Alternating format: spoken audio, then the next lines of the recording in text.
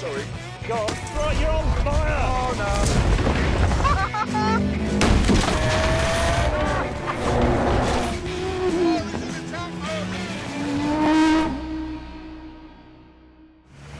Whoa! Ah! That went wrong! Jeez!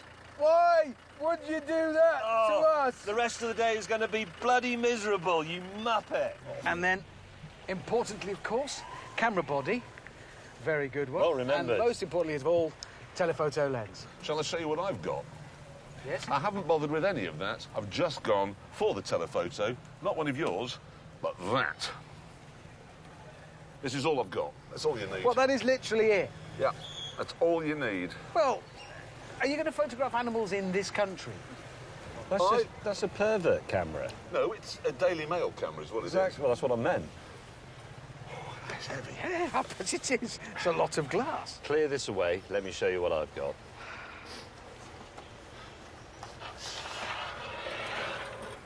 Right.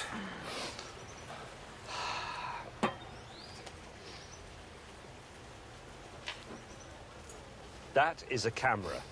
If we'd been tasked with photographing somebody's 21st birthday party... Perfect. Welcome to 2018. Everything you've got in all that kit that you've just shown us is in there. Show me your zoom lens. Behold the What, lens. is it a cold day? Behold the zoom. The woman in the shop said this camera takes good pictures. That's enough for me. My children bought me one of those record players. You know, you can digitise vinyl. You know the one I mean. Oh, you can they plug your transfer iPhone all into your it. Yeah. records into digital files. And I can't get it out of the box because it's all covered in polystyrene. It's just sitting Oh, there. no, so your kids bought you this? Yes. And you haven't taken it out of the box? No. You ungrateful bastard. Did you hear that? It was like stereo. I mean, that's your dad. You were going to take it out of the box. Well, your secret's out of the box now, unlike your present that they bought. It's from the 80s, mid-engines, two-seater sports car. Except it's got 3 seats. I suppose maybe if my wife and my mistress want to go out for a drive at the same time, I've got that covered.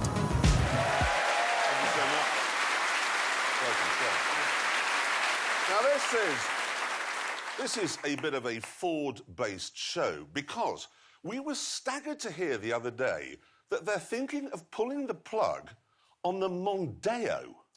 Now, this is enormous news. In Britain, losing the Mondeo is a bit like, well, losing the royal family. Yeah, and if that happened, someone would make a documentary about it. Quite, which is why we decided this week the Grand Tour should make a documentary about the passing of Ford's medium-sized family saloon.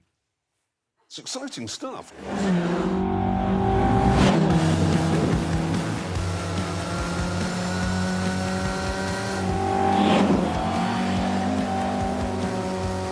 Life doesn't get much better than this. Cadwell Park, sunny day, Mark 1 Lotus Cortina. This thing is a riot.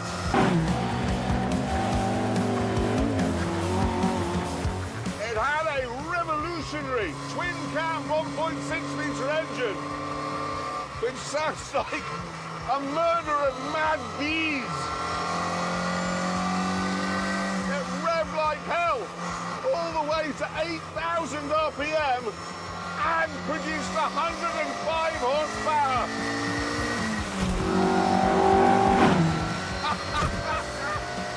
Oh, wow! The result was some spectacular performance. The road cars would do 108 miles an hour, and in race trim, that shot up to 145. That was the stuff of spaceships back then.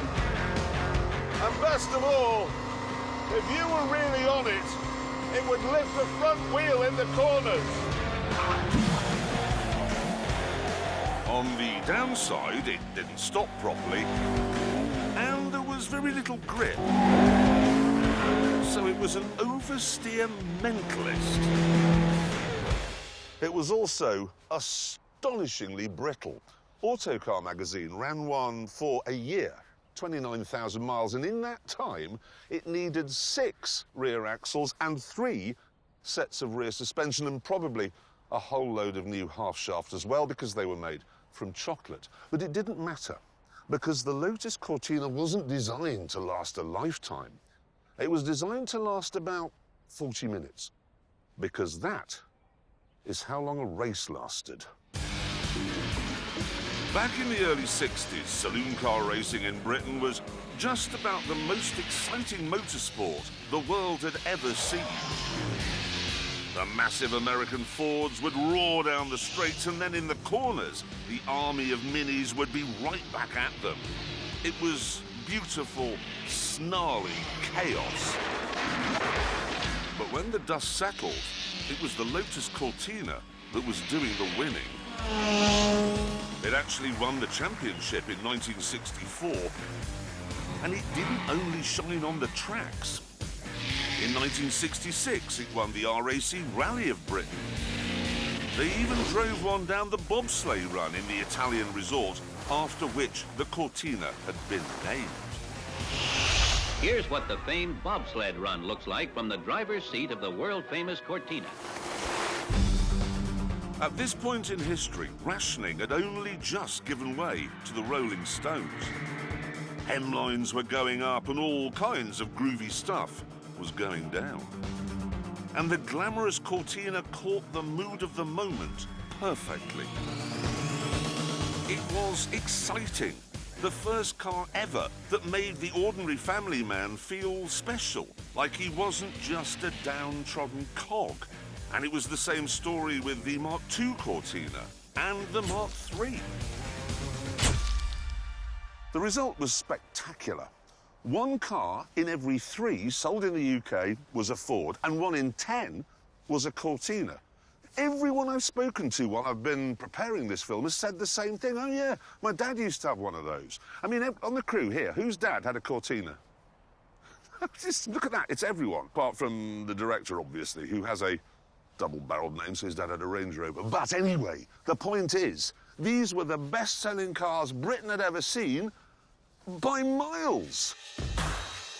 Of course, it wasn't all rampant sexism and hilarious handling that Ford used to make a name for its family saloon. There was some important business stuff, too. Back in late 1960s Britain, if you earned £3,000 a year, the government would take 41% of it away in tax. So to get around this problem, a lot of companies paid their staff a bit less, but then to make up the difference, they gave them a car. And that wasn't subject to any tax at all. Ford cottoned onto that and came up with a variety of trim levels to suit the typical management structure. There was a base model for the sales rep, and the L for the sales manager. Then you had the XL with a clock and a locking glove compartment for the sales director, and the powerful GT for the managing director. Ford's badging policy quite literally changed the class system in Britain, because we used to judge people on how they held their knife and fork, or whether they said toilet or lavatory. But after the Cortina came along, it was all based on what it said on your boot lid. Our dads understood what these badges meant, and boy, oh boy, so did we.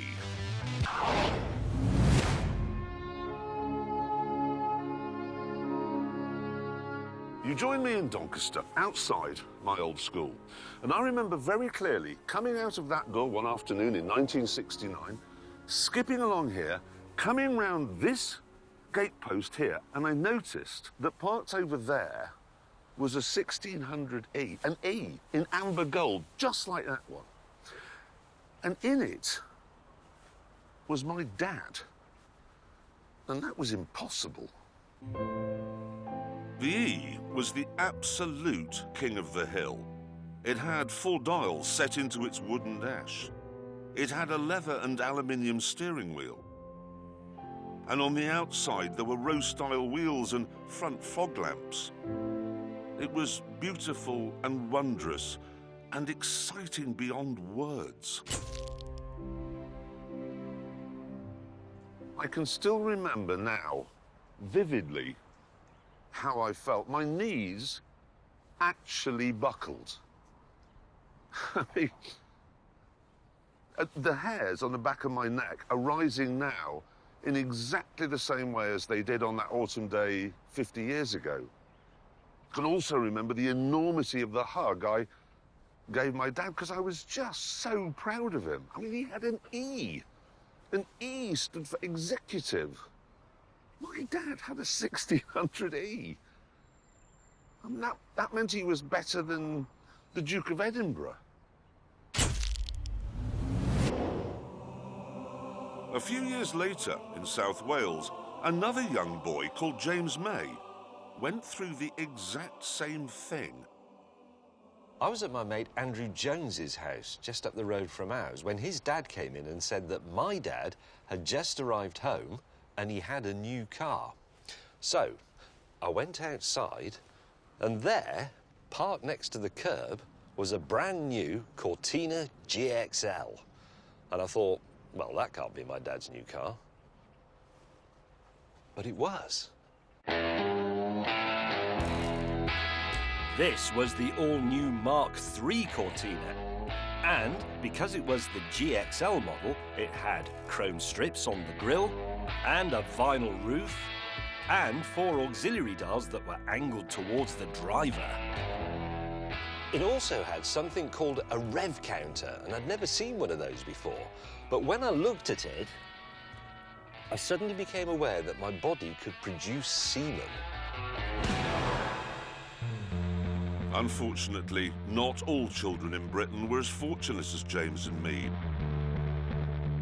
because some of them were born in Birmingham.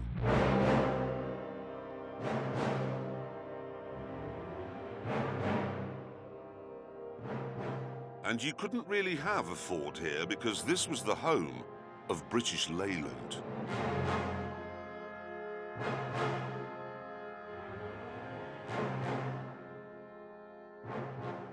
I grew up here, on this street, and I remember the day my dad came home with our new car. I prayed it would be a Cortina, literally prayed, but it wasn't. What it was a shoulder-sagging bag of disappointment called the Austin Allegro Estate. It doesn't even have 4 doors. What was my father thinking? Why did he do that to us? I fell to my childish knees, threw my head back, and I howled at the sky. Birds across Birmingham took off. Deer in Stratford-upon-Avon looked up. Such was my horror. This was the summit. This was it. This is the best that we, the Hammonds, could do. We lived in suburbia. People drive past all the time. They see your car. They judge you if you have a wishing well or a gate. We had this on our drive where people could see it. Because my dad had the GXL, he got the brake servo and the alternator as standard. I'm sorry to keep banging on about this GXL thing, but my mate Lonnie, his dad only had an XL, so he was scum. I walked home from school. That wasn't because I wanted the exercise. That's because I would rather walk or hop or crawl 30 miles than be seen getting into that. It's cars like this. It's secrets, dark secrets like this, lurking in people's past that creates serial killers and psychopaths. It's a bloody miracle I'm not one. It's not being short that makes me an angry man or being born in Birmingham. It's this, it's you. I could have been great. I could have had dignity, social standing. I could have mattered. But you came into my life. My dad bought a Mark III Cortina because he had 3 children and he wanted them to be safe. And he knew they would be safe because Ford had made a film telling him so. We've got the teddy bears in, we've got the golf clubs, we've got the racing car. And if you don't happen to carry those things, but you have a bigger family, you can pack those in as well. Even with 5 children in the back, you can drive in a more or less relaxed fashion, safe in the knowledge that they're kept in the 4-door Cortina with child-proof safety locks. I've never driven one of these before, and to be honest, I never wanted to, because that really would be meeting a childhood hero. I love it, though. Thanks, even better now, can't you? What about this one? That's it. Back in 1974, we used to have regular power cuts because of the miners' strike, and there was absolutely nothing to do in our completely pitch-black house. So I used to go outside and sit in my dad's car and just pretend to drive it, which was brilliant. Not least because you could turn the light on, which you couldn't do in the house. Lights. Oh, I used to love the power cuts. Outside of Birmingham then, everyone, young and old, was in love with Ford's four-door saloon. Because of this love affair, Ford sold a Cortina somewhere in Britain every 47 seconds. In 20 years, they sold 2.6 million of them. And let me put it this way, British Leyland took twice as long as that to sell half as many Minis.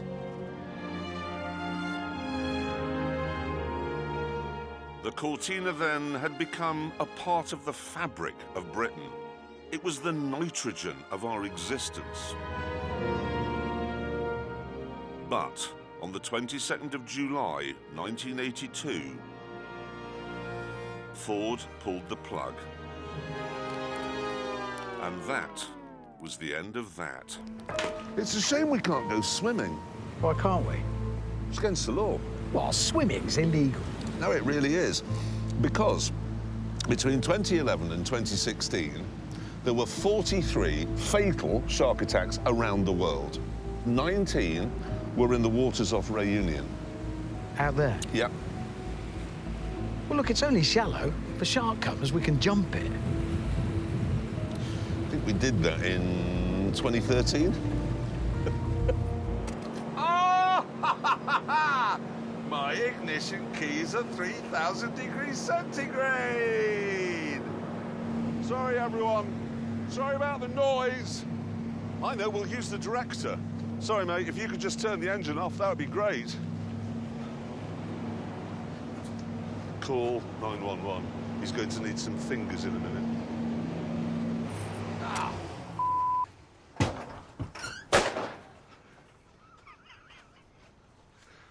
Yeah, it does that. How hot are those ignition keys? Hot? Not as hot as the cameraman's right leg. Yeah, that nearly tipped my... That was flame enveloped your right leg. Oh, guys. So we have an emergency. Yeah.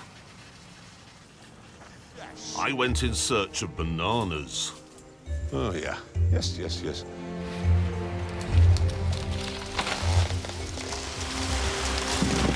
Shit.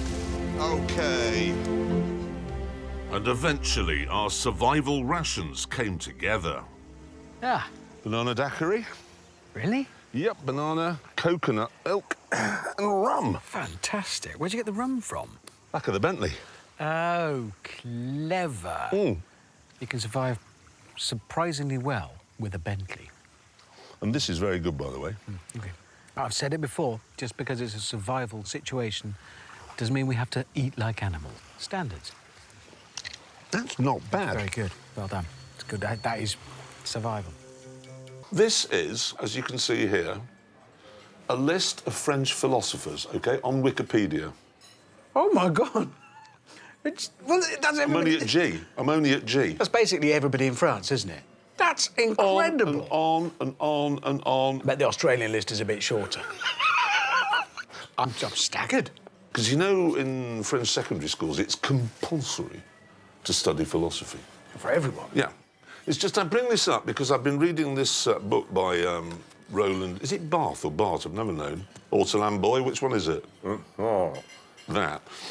And he says, I think cars today are almost the exact equivalent of the great Gothic cathedrals. I mean, the supreme creation of an era conceived with passion by unknown artists and consumed in image, not in usage, by a whole population which appropriates them as a purely magical object. They don't review cars like we do, then. You see, the thing is, America gave the world aviation, Germany gave it the car, Britain gave it the internet, but George's contribution was much more profound and important. You see, Georgia gave the world wine. They've been making wine in Georgia for 4,000 years. It's such a big thing here. They now have spas where you can bathe in it.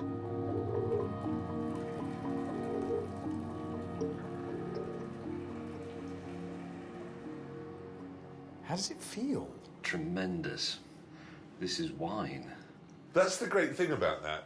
He doesn't need a plug. No. He will simply lower himself down and consume his some bath point- water. If I were to take the plug out now, would you panic and try and drink it all before it went away? Hang on, I just need to rinse my hair. Hold on a minute. He's actually going to wash, his hair in wine. Oh, no, he is. Oh, God, I got some in my mouth. James, do not fall asleep in the bath. OK, He's going to. then I can relax.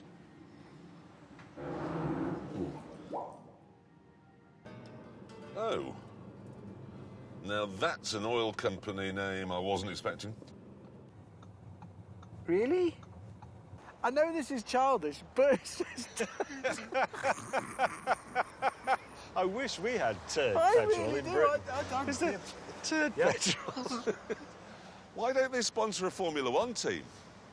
Powered by turd. Think of the skid marks. Think of the commentary.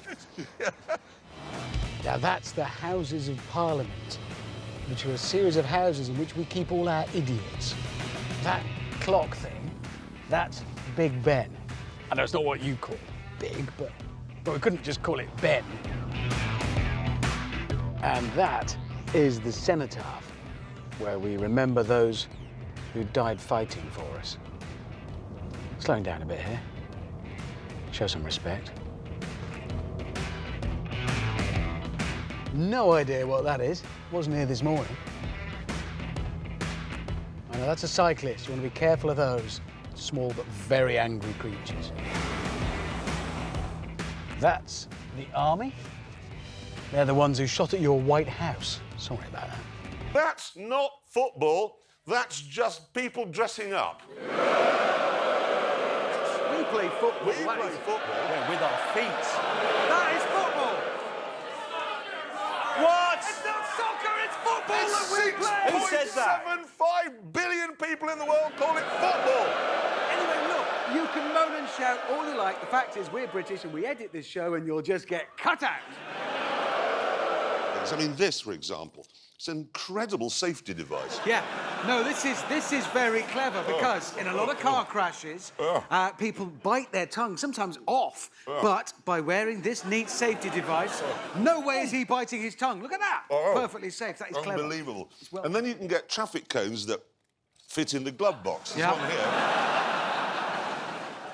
Yep. It's not funny stuff. This is safety material. Another one. These are quite compact, so you can fit them in your boot. How many bats are there? One. One? Yes, a bat. Just kill it. We'll get a prison, mate. We can't. Or just because that little winged mouse bastard is hanging upside down in there feeling smug with himself because I'm up this ladder, we can't knock the house down. Yeah, we've got to do it. No choice. So get up here and get on with it. Hammond, I hate heights. You know I do. I hate ladders. I hate bats. Many hours later, and with no help at all from Spider-Man, the roof was finally off and the bat was free to move. But would it? Why doesn't it go and live in there? Because let's be honest, that's perfect if you're a bat. Yeah, well, it might, but it's got to decide to do so. Can we encourage it? Yes, James, why don't you go and stand in that barn and squeak in a sultry and erotic manner? That night, Spider-Man stood in the barn squeaking in a sultry and erotic manner. And the bat eventually succumbed. Even I will admit the 2CV does have very clever suspension. In fact, it's claimed that you can drop one from under a helicopter at a height of 500 feet and the springs will absorb the impact. Really? Well, let's find out.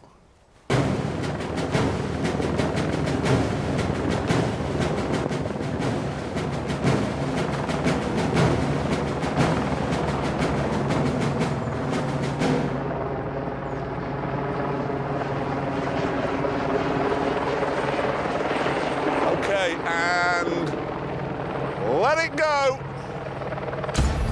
There it is. Watch.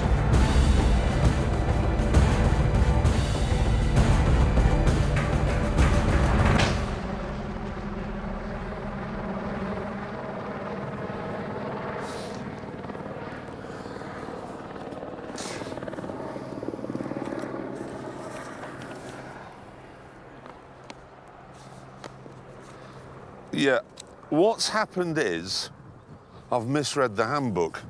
It says that the suspension is so compliant you can drive across a ploughed field with half a dozen eggs on the passenger seat and they won't break. And how did you misread that? Well, in my mind, earth is the French word for helicopter. It's a very thoughtful place to break down this. Why is that? Well, because look, there's a little path that Hammond and I can go round, so... Off you go. Leave it, don't touch it. Leave it. Trying to help. Don't try and help, go away. Everybody's getting a bit bad-tempered. Might be because it's so hot. Could be that. He's not very keen on us helping, is he? Oh, sorry. I will didn't punch see your the lights out bumper. because I have my head right next to the thing. Go on. Go. We'll all be fine if we spot a Jaguar. Everything will be okay. Right. Go.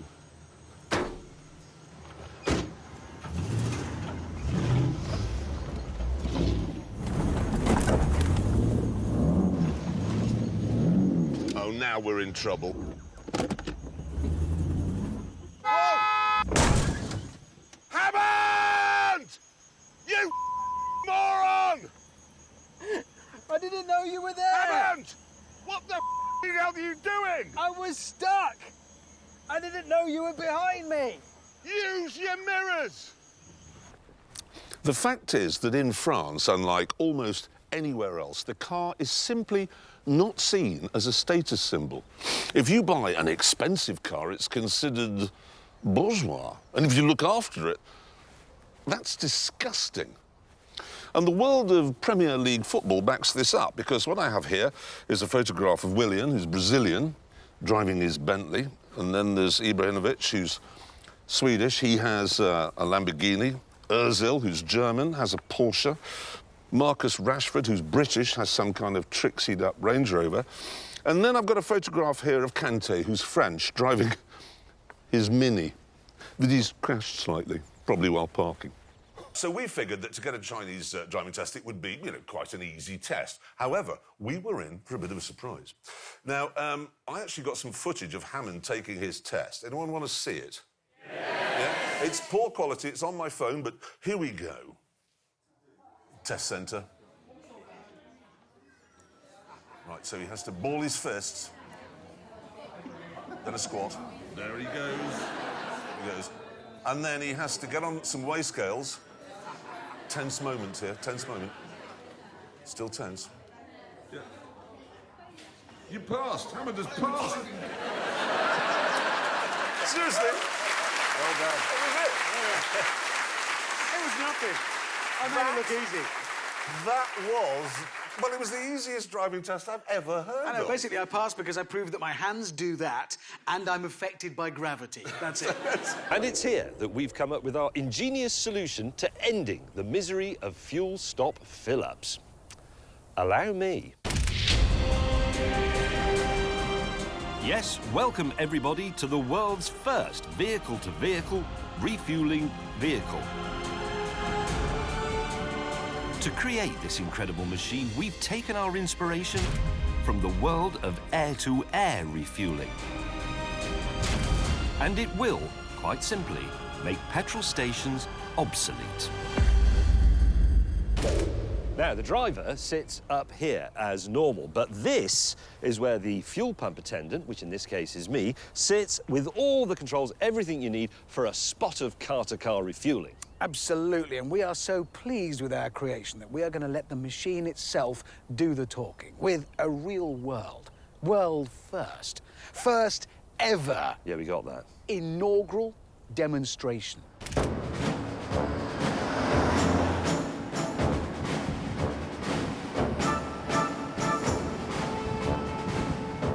Okay, so here I am on the motorway Oh no, I need petrol.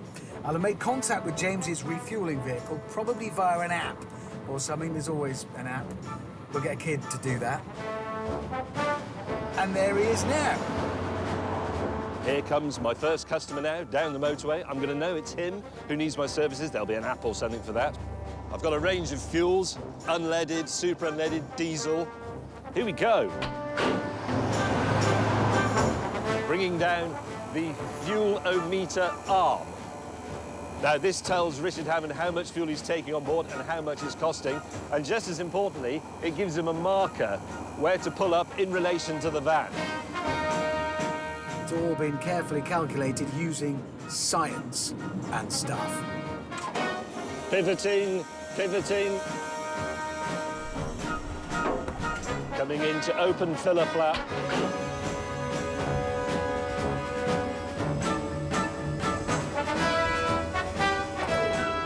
Already the heady fumes of success are filling my nostrils. Think about it, you're on your way to that meeting. You're not stuck in a petrol station queue. Oh no, because you are a winner. You are going to make that meeting. This is the key to your success. What? Sorry, think of it as a business opportunity. Car-to-car window replacement. Oh, brilliant.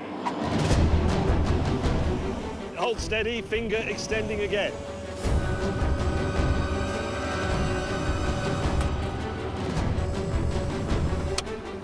I've got it. Oh, cocking Nora. Yeah, but nearly there. Having successfully opened the filler flap, it was time for phase 2, unscrewing the fuel cap.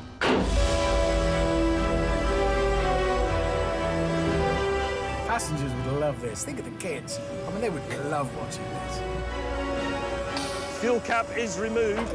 Extending fuel nozzle.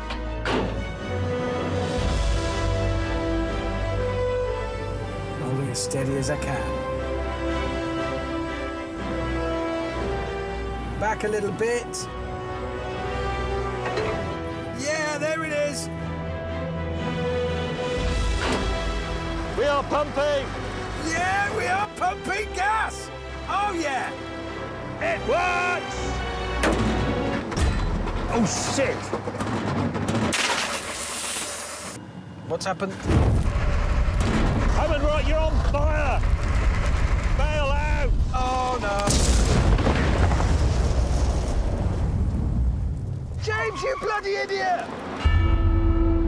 Clearly, this system had a couple of issues. So we reconvened a few days later with a new solution. Okay, second time lucky. We think the problem with the car-to-car refueler was there was a bit too much tech, too much to go wrong. So we've scaled back on that front. And there's James now.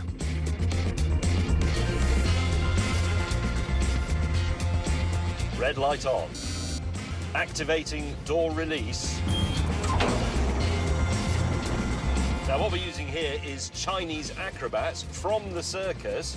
Circuses get a lot of downtime, so that's a win-win all around. They are going to refuel Hammond's car. Watch this. Green light.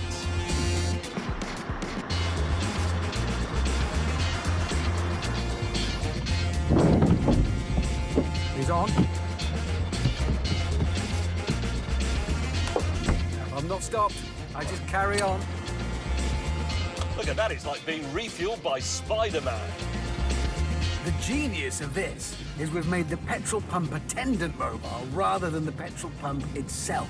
It's much cheaper, it's safer. Right, that chap's pretty much exhausted his supply. Time to send the second man. OK, Hammond, pull up for acrobat number 2, please. Righto.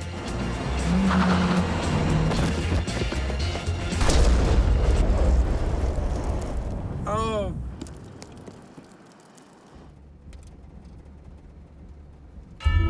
Clearly, there were also some flaws in this method. So we went back to the drawing board. And a few days later,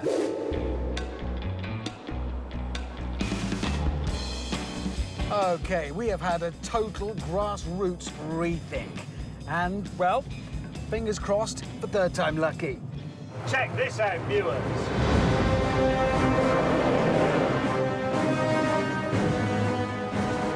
What this is one of those specialist airport vehicles that normally goes around doing, you know, airporty type stuff. But it also, as you can see, makes a perfect platform for a mobile fuel station. This really is genius. This time. Here we go. Oh yeah, ramp's going down.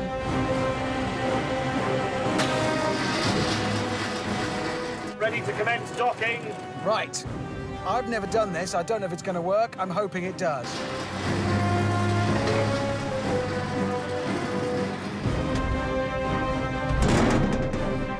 I'm on! I haven't been killed! There you go. You see, no exploding acrobats, no cars having to keep perfect station or anything. Hammond can refuel at leisure. You can even have a cup of coffee. So that's it. My car is refueled and I haven't stopped my journey. I'm still on my way. Thank you for using Fuel Port. Please continue to enjoy your journey. Ready for disembarkation. Now, this is a bit tricky.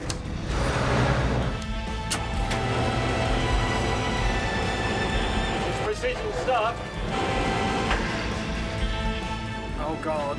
It's a good job Hammond's not the sort of person who has accidents. Okay, here we go.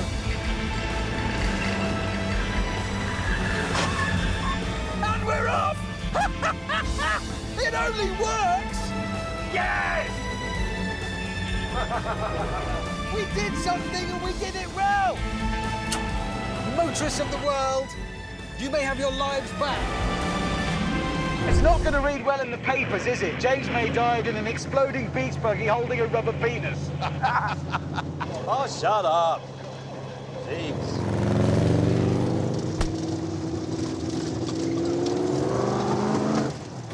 Oh, in the face! Can I ask, whilst we're alone, as you're a Jag driver, which painting are you going home with? Because there's some very nice ones. Where are you going? Oh, chaps.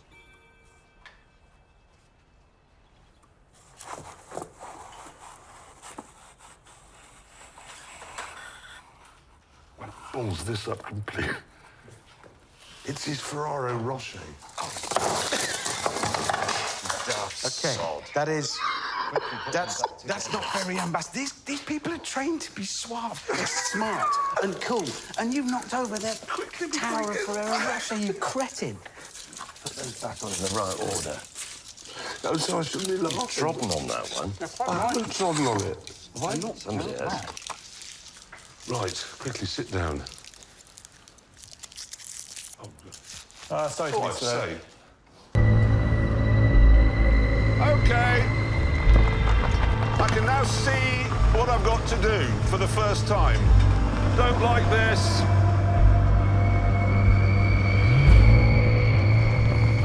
Actually, really don't like this.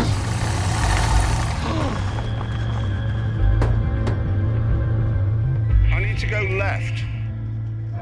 If you can ask him to swing his arm left.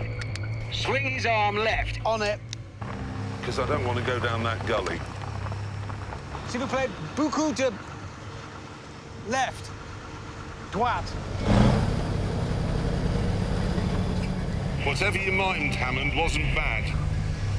Come on, turn, you bastard. Right, come left, come left. Come left, my little mountain goat of a car.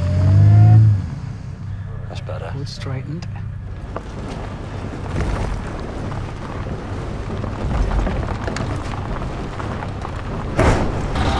Christ, what am I doing?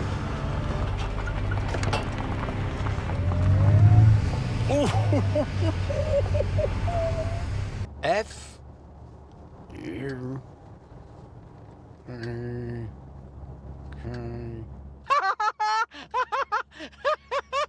It's gone in! And soon, we cross the border into Austria. It's very, very pretty, Austria. No idea why Hitler was in such a bad mood. Eventually, we arrived, here. So is this the climax of this stage of our journey? Is it all it's cracked up to be? That's what I want to know. Because often it can be a disappointment the first time you go there. First time I came here, I couldn't find the way in. Which nation on earth has the worst police cars? Ooh, that's some good conversation. I like that one. The worst police cars, you see, it's definitely not the Americans, is it? Because they have those Crown Vics and their rear-wheel drive V8s. That's what you need. Yeah, no, they're good police cars, Good, so it's not the them. Americans. It's us. It's What, the the British. British? Really? Yeah.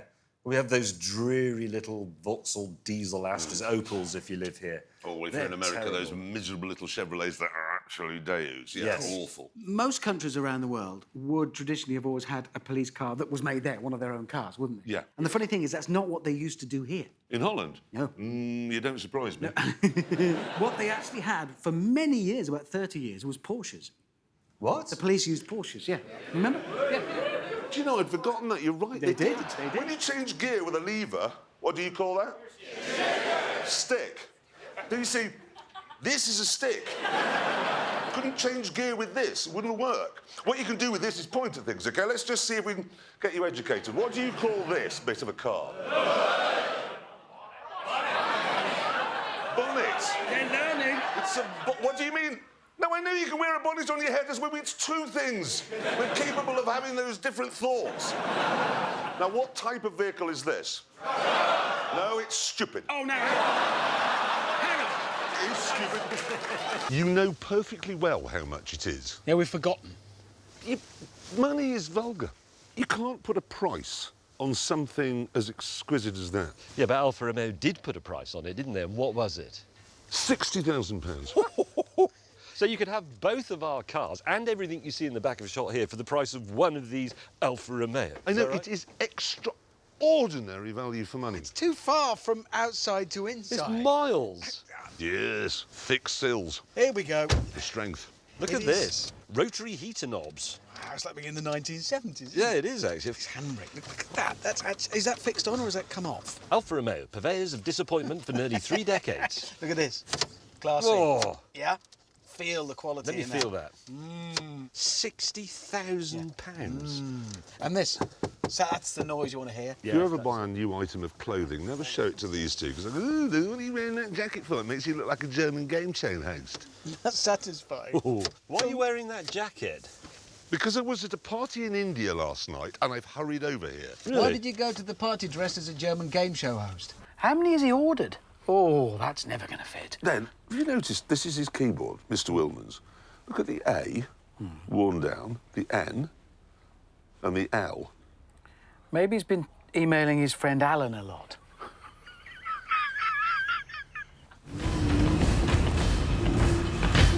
Hello again, viewers. What I've done is this. My car is already very light, which is ideal for off-roading, so I've put some bigger wheels on it. That's good for ground clearance and grip. That's it. Clearly, Jeremy had done rather more than that. Let me talk you through what I've done. There's a fair bit. Got a winch here mounted on a steel platform, and I have armour-plated steel running from the front to the back on the undersides. Headlamps, they're now from a motorcycle. I needed the space ordinarily taken up by the lights for the snorkels, which I fitted so the car can now wade through about 6 feet of water. Moving further back, big trunky tyres, but the wheels are actually smaller. Now, that meant the original brakes wouldn't fit. Had to remove those, replace them with the brakes from a Golf GTI.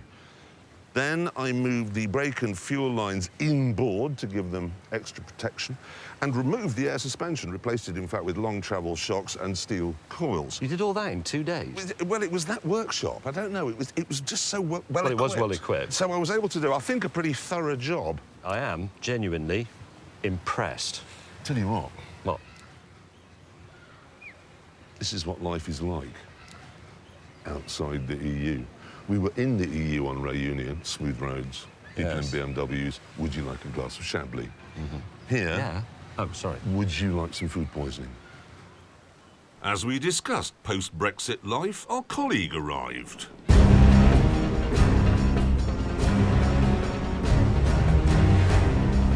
Okay.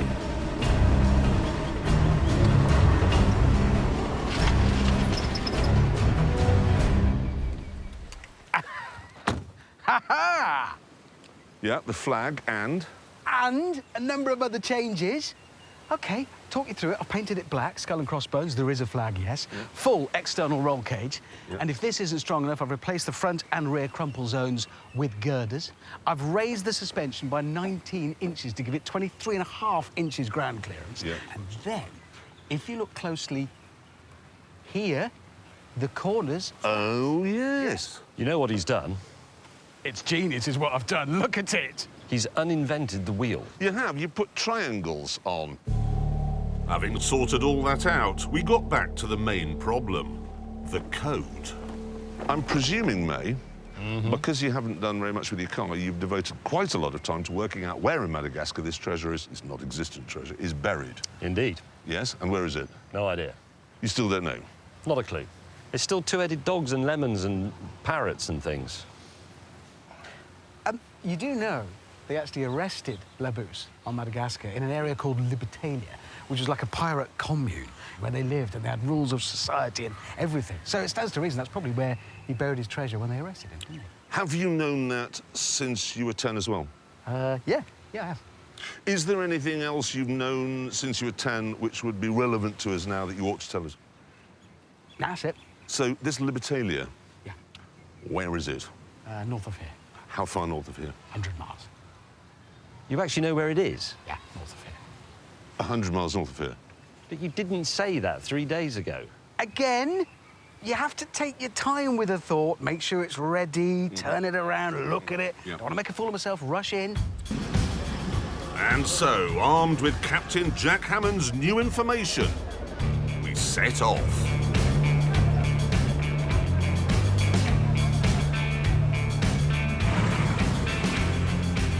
Oh, I've taken one of the finest performance cars of its time, a scalpel, and turned it into a chainsaw.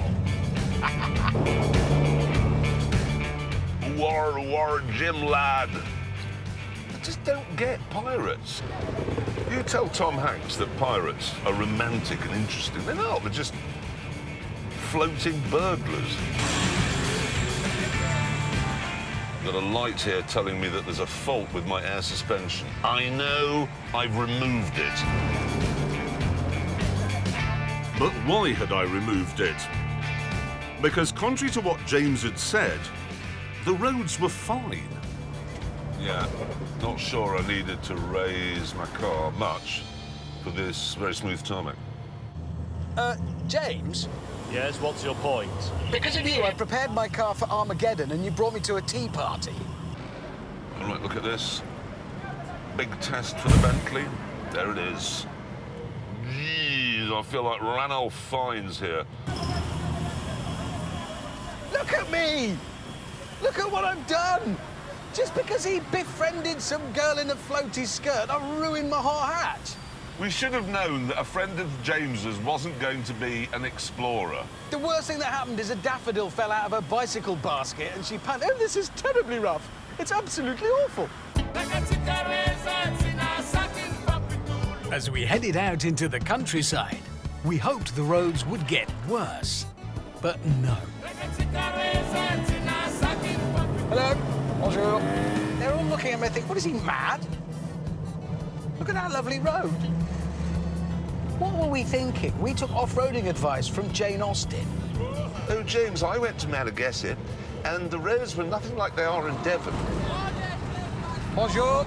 Please stop building roads. No more road surface.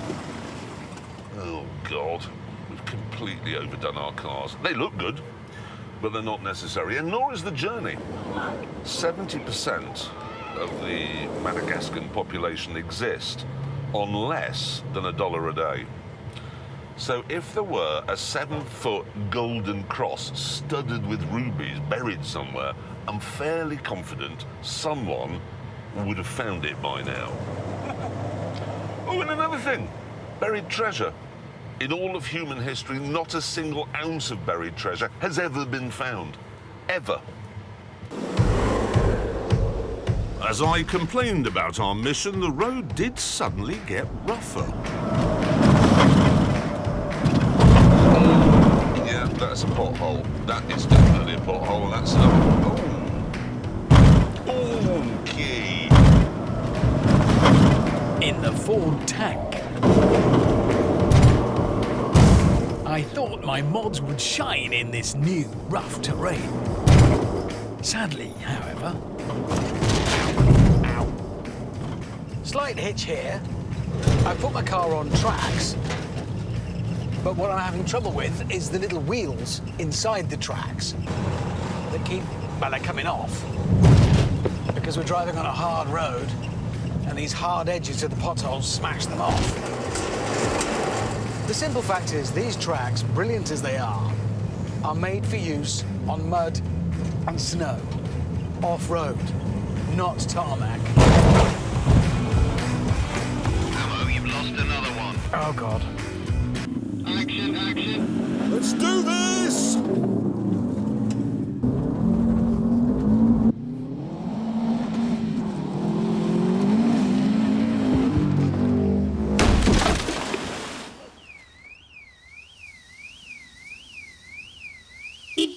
Sorry. What a prick. Since the Jaguars weren't going to be in built-up areas, we ploughed deep into the jungle, along a dirt path that was once a railway built by the British.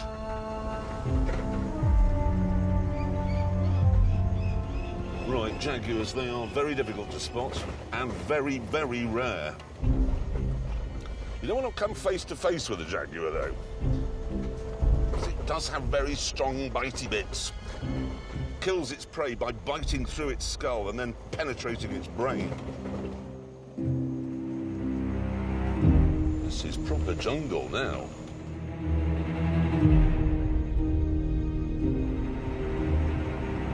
Oh, hello. I'm in the British Railway tunnel. Oh no, Hammond. Oh, tunnel.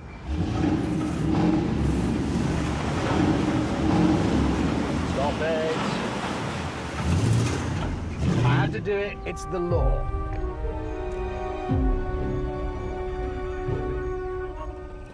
We drove for miles along the disused railway until eventually LGB Jeremy came to a halt.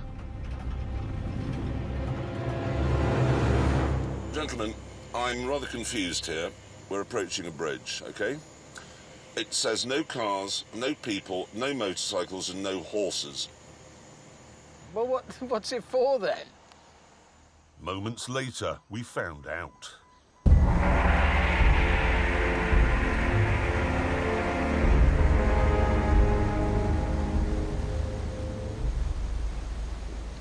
It's all right, James, why don't you just... He is actually going. James doesn't like height. Oh, did you see that one just moved? Yes. What is that? Hold on. That's Oh, careful. 1, 2. You've got 7, 8, maybe 8 feet. But that means I'll have to drive. I can't. Well, it's got massive tyres. You'll just be running on the outer ones. Well, so I get to this bit. My car is wider than that, and that's wider than my wheel. It won't do it. And that's high, actually. What is that, 300 feet? Some hundreds of feet, yes. Oh, dear. Even though Hammond isn't at all accident-prone, I went first. Seatbelt on or off? Off. Because what bloody difference will it make? Really?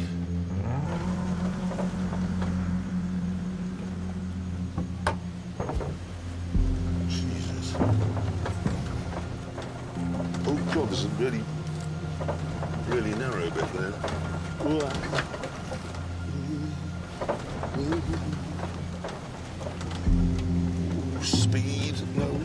really don't think speed's the answer.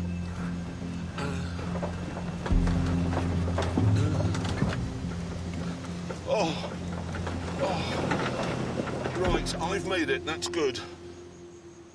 Hammond, you will shit your pants doing this. Well, that's helpful. I already am watching. Spider-Man May shot across as fast as he dared.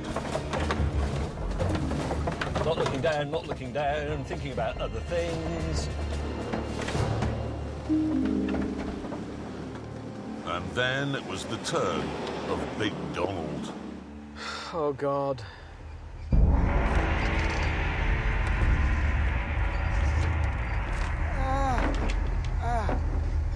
The only way I can do this is by looking at the driver's side tyre and keeping it as close as I can to that edge. And hoping to God that gives me enough. Oh, Christ.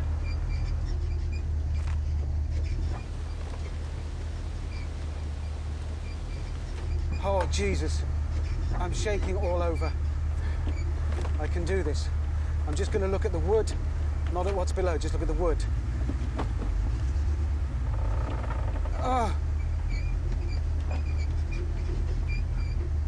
Jesus Christ, no, I'm too close to the edge.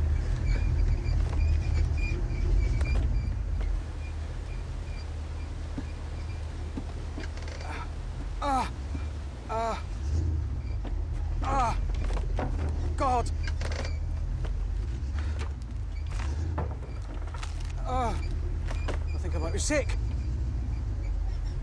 I will get there. Crossing this bridge is just part of my journey.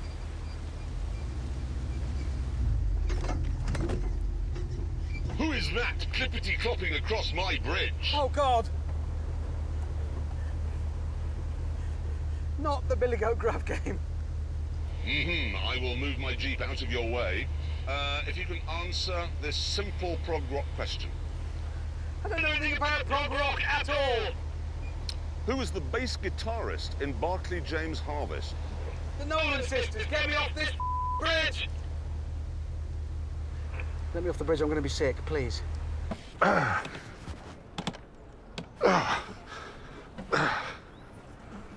genuinely can't get out. Oh dear. What do you want? You can put the bottle rock from you. Can you help me get out? Dismantle the car around. They are going to have to dismantle the car around you to get you. We're peeling it off him like a diving suit.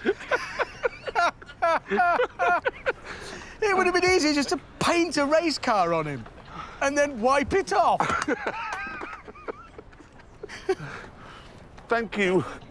They've just popped your dignity in the workshop. You can go and pick it up. What's this made out of?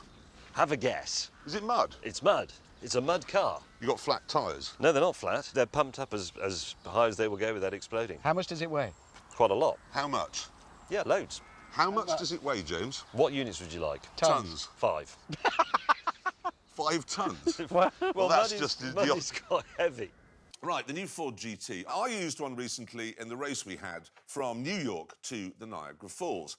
And I'm not sure that on a freeway journey like that, I got the best out of it. Yeah, you chose the wrong car. Not really. No, he's right, you did. Well, the GT was designed as a racing car, as we know. In fact, it won the first time out at Le Mans, and therefore, as we know, using one on the street is stupid. Yeah, so you're saying I should have tested it on a track? Yes. Good, because I have done.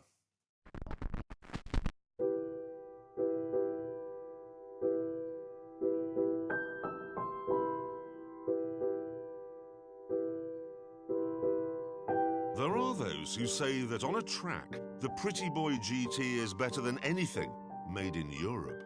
That it's more exciting than all of its rivals from Lamborghini and McLaren and Ferrari. Well, before I can find out, I have to stop. Right, now we're stationary, I can put it in track mode, which will lower the car gently. Not that gently.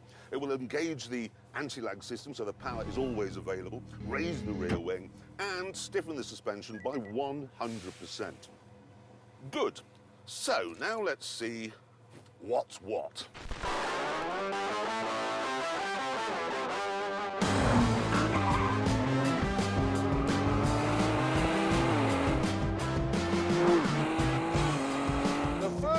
can tell you is this is not as delicate as a Ferrari. Ferrari is balletic. This is more like pogo dancing to the Ramones.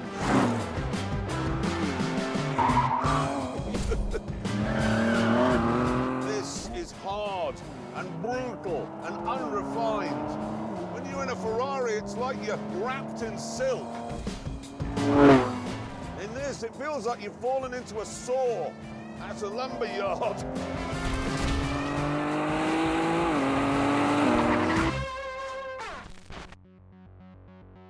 Don't think, however, that it's just a barroom brawler, all doors and no trousers.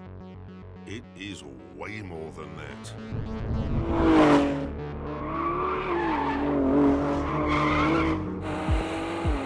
The steering's brilliant, the brakes are brilliant.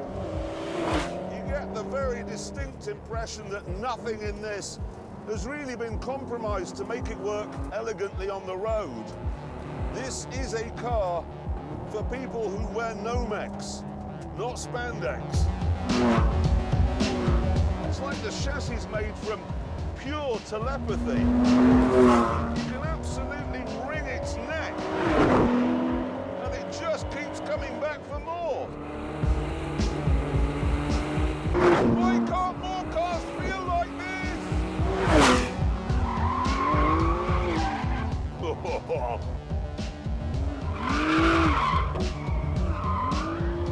Then there's the twin-turbocharged V6 engine.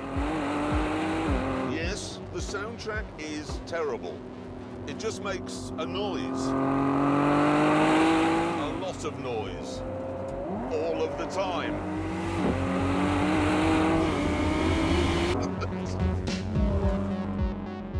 And it only produces 647 horsepower, which in this day and age is a lot. But it's not a colossal lot. You can't help thinking a thumping great V8 would have solved both these problems.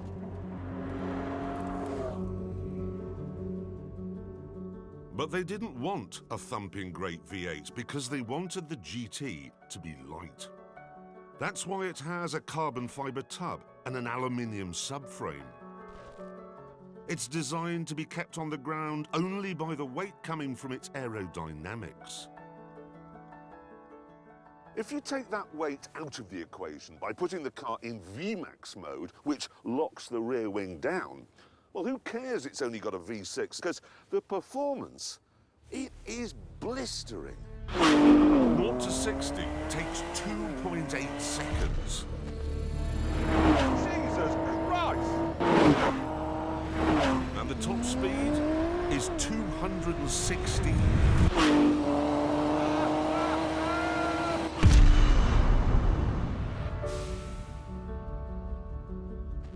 Of course, the GT is not perfect. The steering wheel is ugly and difficult to use.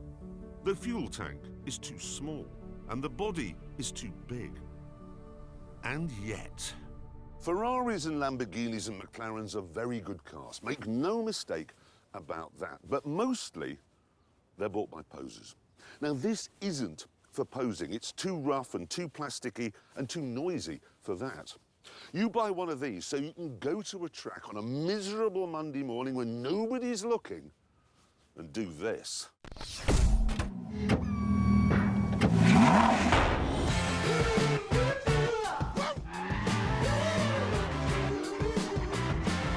And you've got to love it for that.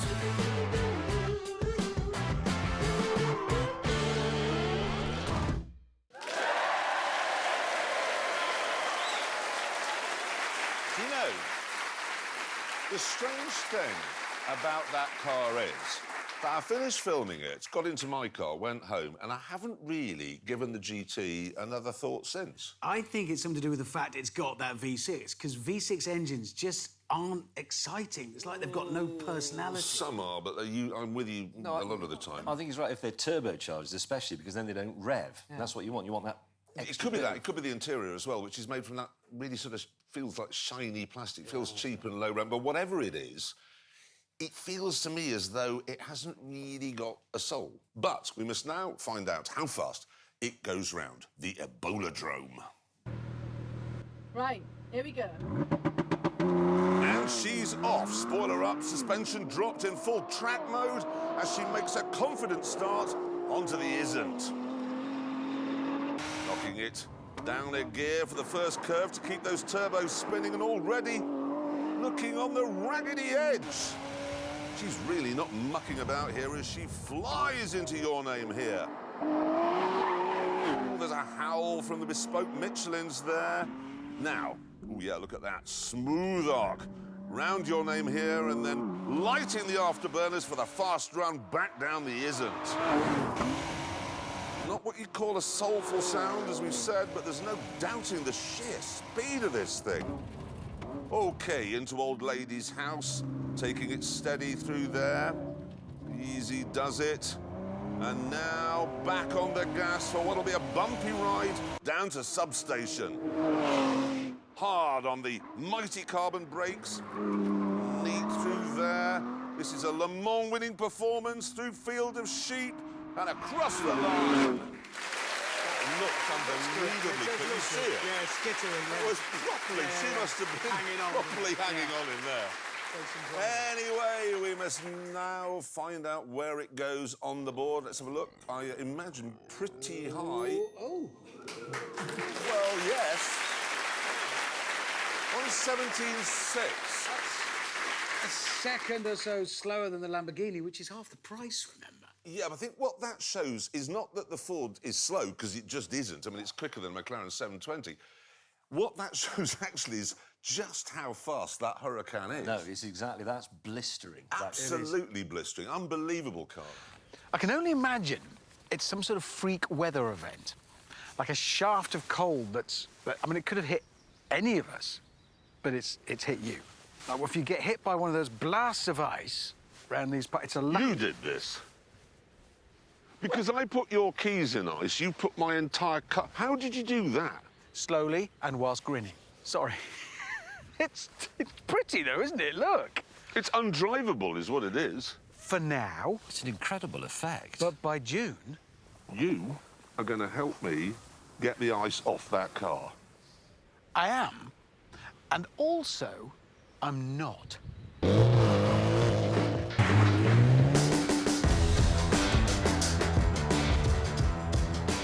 What do you think Jeremy will do to solve the little conundrum I may have given him? How long will it be, do you think, before he says, right, I'll set fire to it? Half a minute.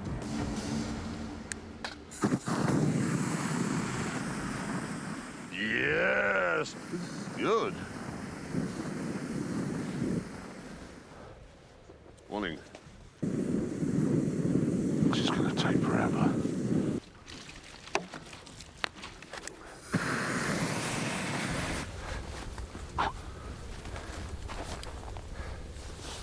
I've overdone it.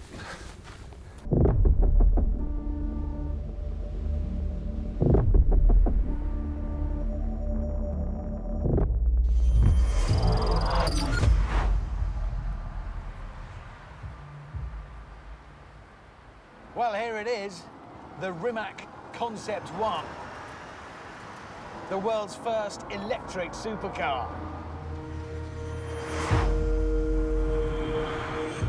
And listen to that, the hills are alive with the sound of, well, nothing.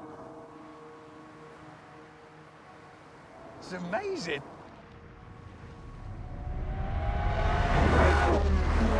At least it was until they turned up. Listen to that. I have 4 massive electric motors here, one for each wheel. So I'm in a 1,241 brake horsepower, all-electric supercar. The speed in this is otherworldly because it's achieved so silently. It's funny, isn't it? I'm shouting, but I don't need to. I can talk quietly, even when I'm accelerating hard. I know the Rimac is very pretty, I can see that. And I know it's very fast. But I also know It can't do this.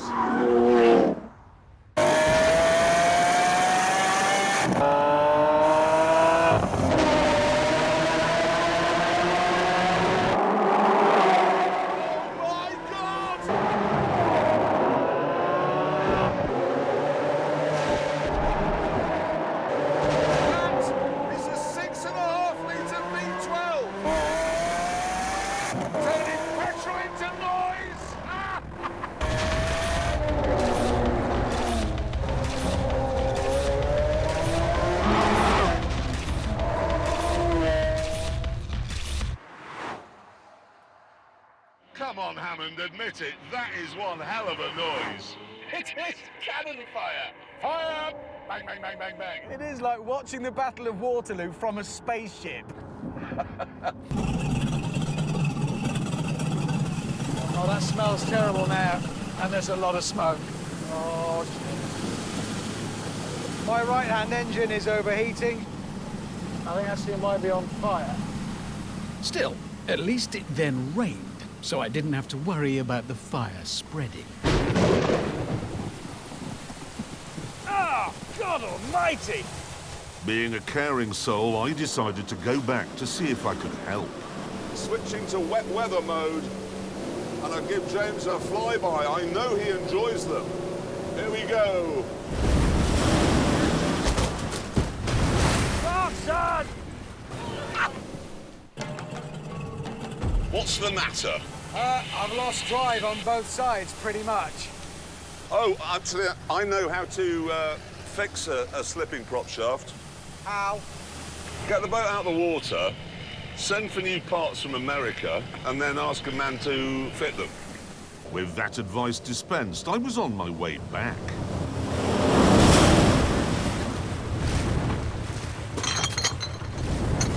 Oh, God. We're hoping to reach the finish point today. We're only 100 kilometres now from Vung Town, but at this rate, I'm sure that's going to happen. In order to hold us up as little as possible, I attached myself to a camera boat so I could do repairs on the move. This one is not firing on all cylinders. That one's not good either. I'm going to change all of the plugs, all of the leads. The fuel is filthy around here, so I'm going to change the fuel filters. I'm going to clean the air filters. There is a leak coming through the exhaust stack at the back with a blown hose. Got to change that or I'll sink. To work. Leaving Richard to try and mend his burning colander, I finally sailed clear of the rain. Oh no! My expensive Bell & Ross is all fogged up. That's going back. Even further ahead, I'd left the canal and was entering one of the Delta's giant estuaries.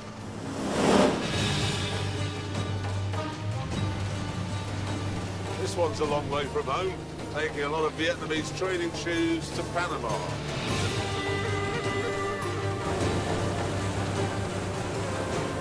Power is good, temperature's good, fuel is very full. Price, fuel is very low. Oh dear. But actually, that was okay, because in busy, industrious Vietnam, you can summon a Deliveroo-style refueling boat. I'm heading up 120 degrees. Okay, I'll keep my eye open. And sure enough, half an hour later... Oh, here he is. See, this is service from this environmentally friendly boat that's arrived.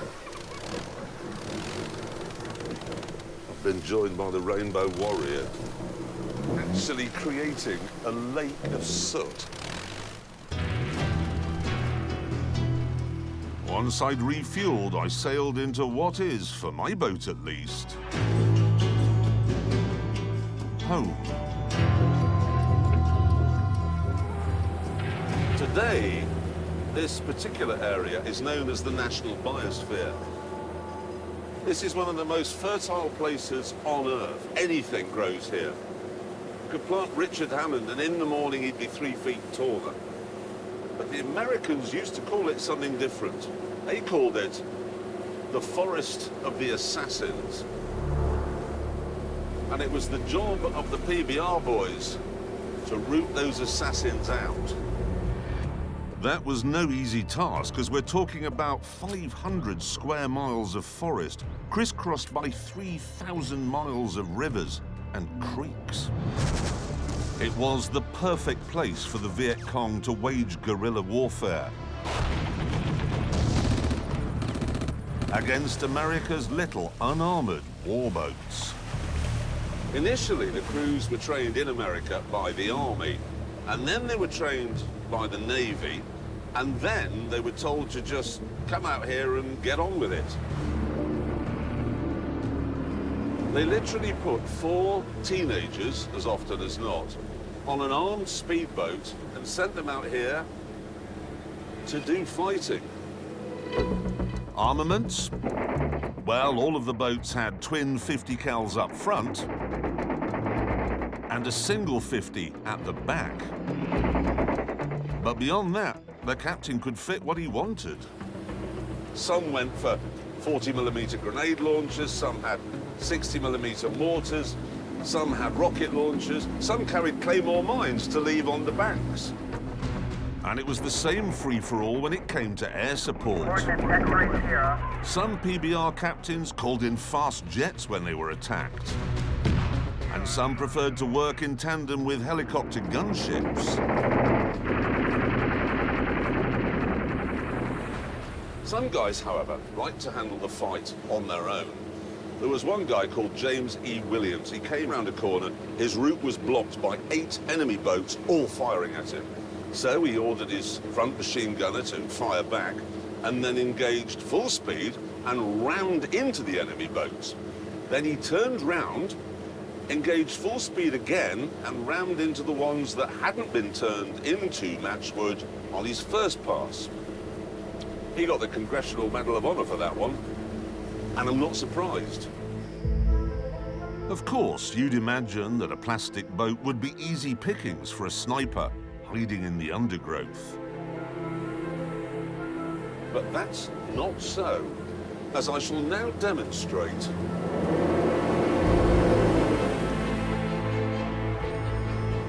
PBR captains would always drive very fast, so they had steering and very close to the bank. If it was the bank where the sniper was hiding, I mean, if you're in there, you've got no chance. All you have to do is keep the hammer down and keep close to a bank. Then you're a sniper's nightmare. Oh, shit.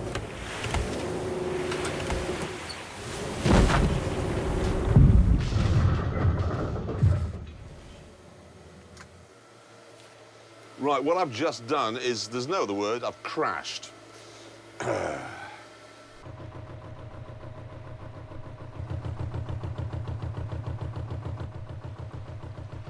How have you done that?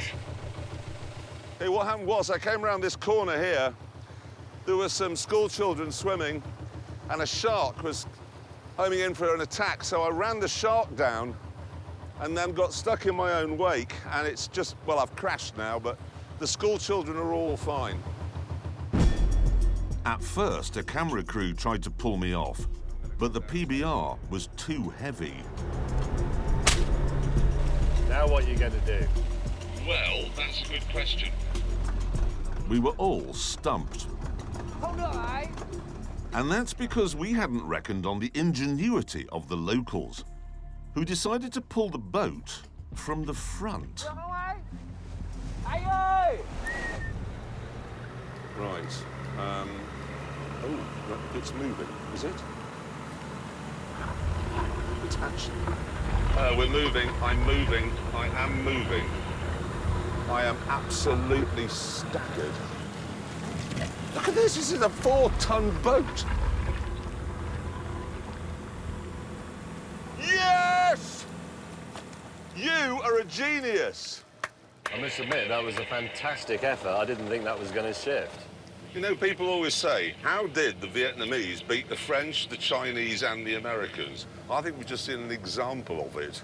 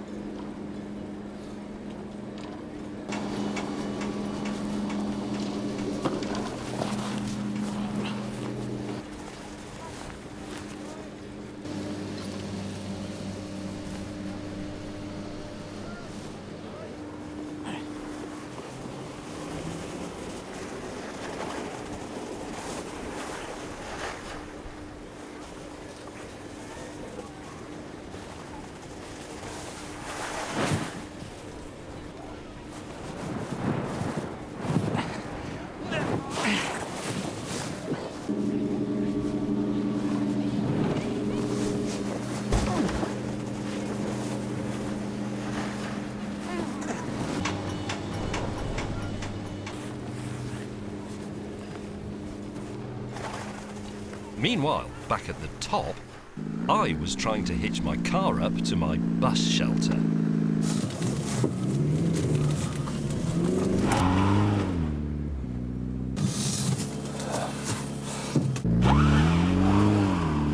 Bugger! Right, my plan to try and stop my very long sledge slewing round is to attach cables to the corner here and the corner there and the corner there and the corner there to keep it straight.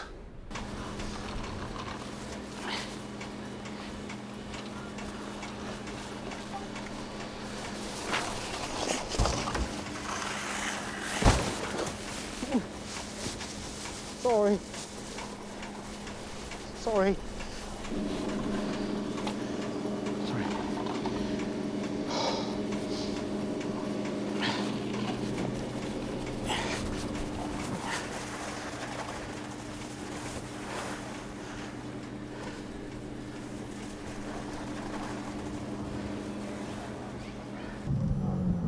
Okay, right. Left foot on brake. Push launch. Full throttle. Boost building. Boost ready. We're gone. 4 to 60. 2.7 seconds. That's 120. 150. 100. Jesus, hey, Christ. We'll actually do 186 in 18 seconds, and flat out is 208. That's really alarming. I'm going to be sick now. Whoa. The thing is, though, that lots of supercars are as fast as the McLaren these days. Some are even more powerful and even more dramatic to behold.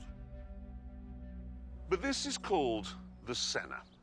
It's named after Ayrton Senna, and Ayrton was not a man who spent his evenings cruising around Harrods at 9 miles an hour. And nor was he a man who spent much time at drag strips doing the standing quarter.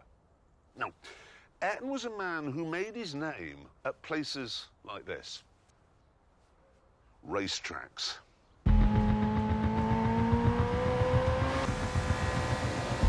This is what the Senna was built to do. Get round any track, anywhere, faster than any other road car ever made. To do this, they had to make it light. And they have. The doors, for example, even though they have windows in them here, so passers-by can see the driver's trousers, they only weigh 9 kilograms, and that's less than one of Kate Moss's arms. And then there's the seats. They only weigh 8 kilograms. I've eaten puddings that weigh more than that. Go and throttle up. Having got the weight out, the Senna's nearly 1/4 of a ton lighter than the P1. They had to think about grip. They started with a new type of Pirelli tyre that clings on like a panicky child on a fairground ride. And then there's this moving rear wing, which is somehow road legal. It actually hangs from these pylons rather than sits on top of them, because that improves downforce. I asked James May to explain why, but I'm afraid after 3 hours, I went into a deep sleep. The next most important thing when it comes to lap times is how well it slows down. I was once in a 24-hour race at Silverstone driving a terrible old diesel BMW, and yet I could keep up with a supercharged Jaguar XKR because I had better brakes. I was looking at him getting to the end of the hangar straight thinking, why are you braking now, you idiot? You don't need to. And that is this car's party piece. To show you how well this car stops, I've organised a little test. Right, I'm currently driving alongside a Jaguar F-Type. at 100 miles an hour, and when we get to that cone down there, we're both going to brake. Ready?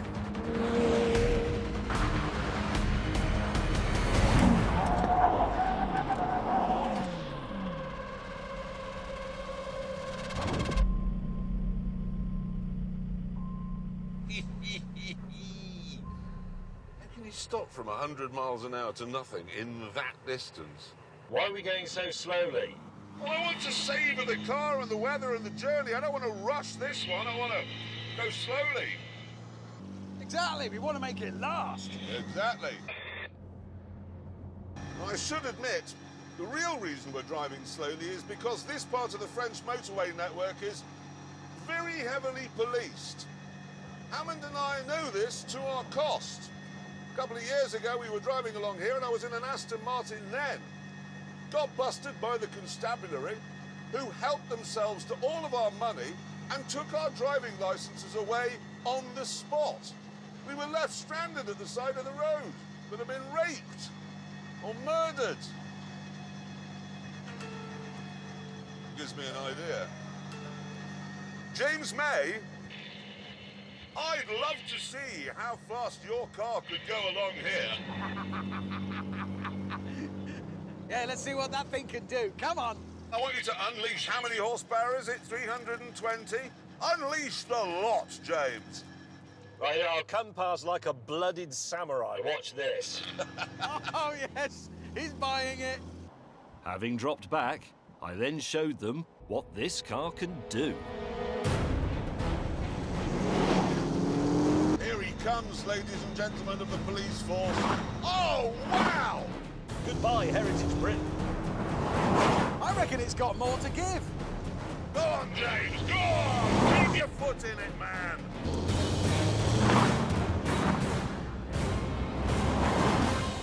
At the speed he's now travelling, by nightfall he'll be in a cell with Pierre le Burglar. In 3, 2, 1, go! Professional racing driver. That's it. She's good. She's good. You bought a dog. Doesn't work.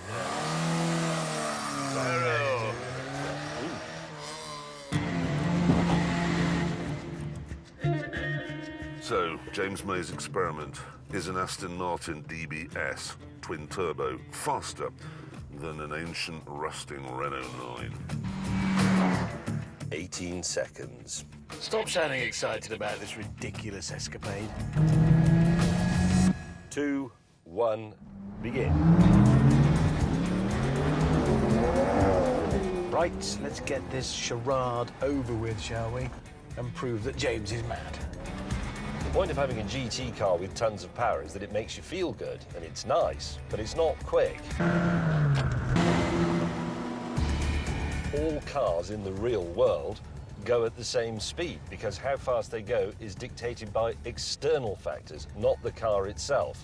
Traffic lights, speed cameras, other cars, pedestrian crossing, all these things just bunch everybody up. If you have a powerful engine in your car, you can get home at night more quickly, which means you spend more time with your children, which means they're less likely to grow up as glue sniffers. Soon we were out of the town and on the motorway, but there was a problem. These speed cameras, they're at every 100 yards. Yeah, I mean, it's crazy. But Abby has got the same problem. She's not getting away from us. No, but we're not catching her either, are we? No. Once we got off the motorway, though, Hammond and I splashed the brown roadblock and got cracking.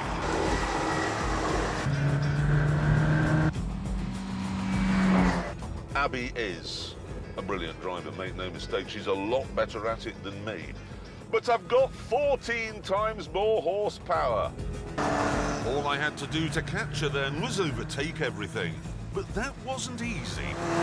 Single, unbroken line, can't overtake, can't overtake. Right, we're stuck behind a larder. Oh, God. Car coming the other way. Oh, come on, come on, come on. And there's Jeremy Clarkson behind a lorry. as I am. Yeah, that's what you need.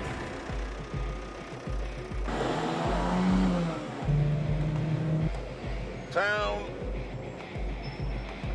Oh, what are you doing? You dithering half-wit.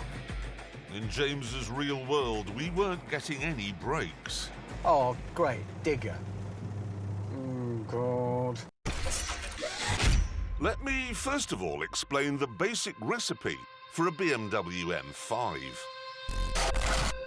It's a four-door saloon with a boot at the back, space for 5 businessmen in the middle, and a monstrously powerful engine at the front. That's the main thing about an M5. It must be extremely fast.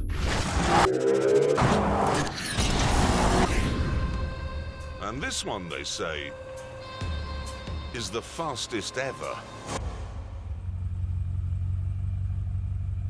So I've just pulled up alongside someone in his lightweight running gear and his AMG training shoes, whereas I am in a stout pair of brogues and some heavy moleskin trousers. Which means I'm going to lose. Or am I?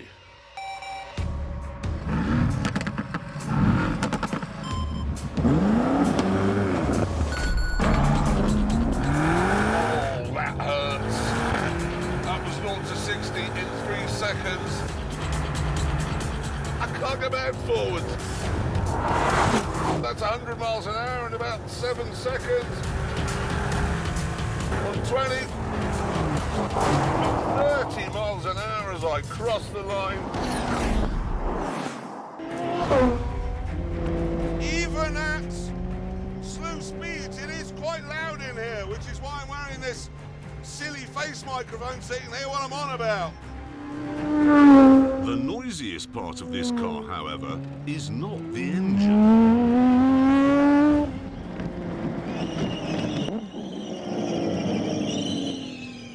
That's the brakes.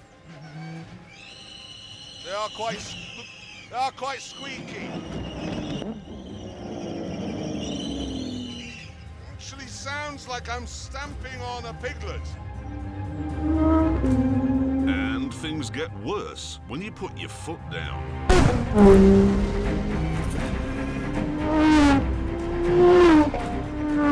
I'm not going to say that it's like being attacked by a bear because it isn't.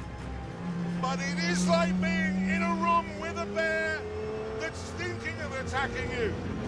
And at the moment, I've turned the engine down on this knob here to its minimum setting. It's only producing 500 horsepower. So it's not really the speed that's scary. Oh, God. It's the noise and the harshness and the vibrations.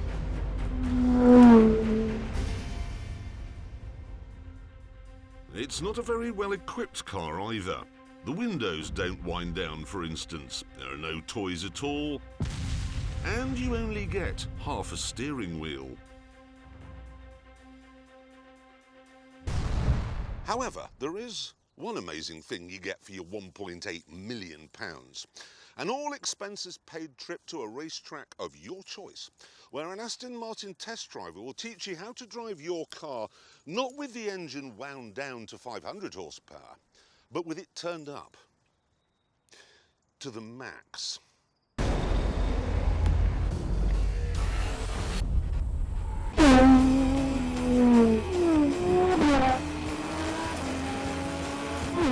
Holy cow!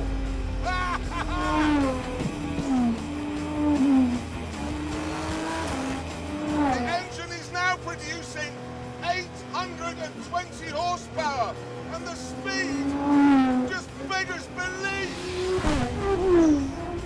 The car is in attack mode.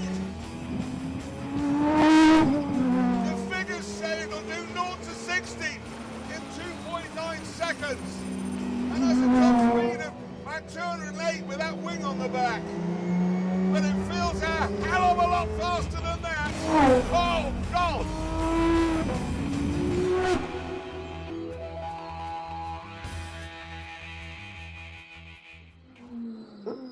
The other thing you get for your money is a squadron of mechanics. But sadly, not a handbrake. Right, what I've done now is I've taken the steering wheel off so I can't put it in gear to stop it rolling away. Oh, God. Ugh! Ugh! Ugh! When I'd finally got it to stop, the jacks were deployed and the mechanics set to work. That's the thing about the Vulcan. Wing angle, roll bars, suspension, brakes. Everything can be adjusted to suit your personal taste. After 10 minutes of pretending I knew what they were doing, I was back on the track. And the car felt just as bonkers as it had done before. However, I've changed. I've been driving this thing now, I don't know, 3 or 4 hours, and I'm starting to understand it. I'm starting to get used to it. I'm starting to trust it. Now I'm starting to understand why the Vulcan could get around the Nardo handling circuit in southern Italy 9 seconds faster than the McLaren P1. 9 seconds in car time. That's a year. As you can see, the little car has been attached by rope to the enormous car transporter.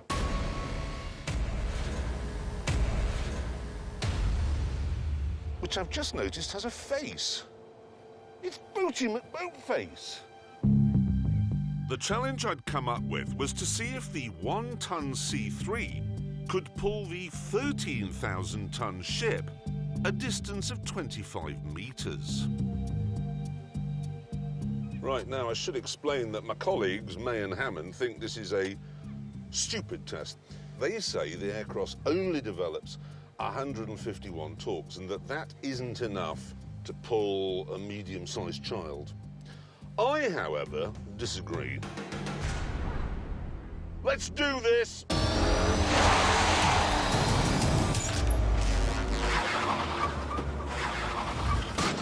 Oh, Christ, there's some elasticity in that rope. Ooh, hello.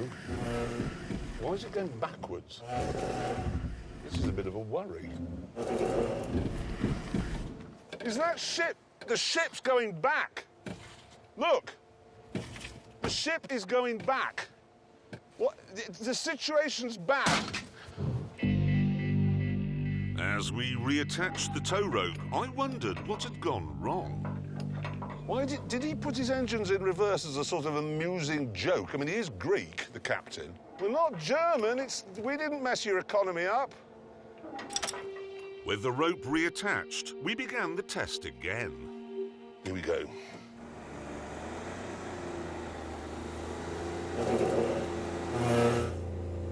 That's just clutch spin. That's just clutch. That's clutch. Traction control off. It's the only solution.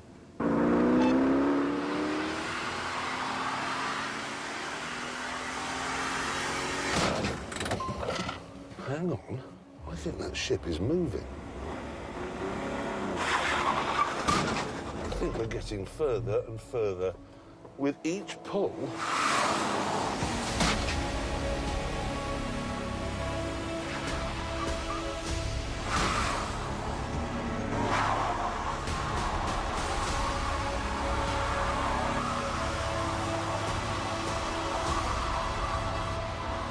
Come on, boaty, move, you vicious boat.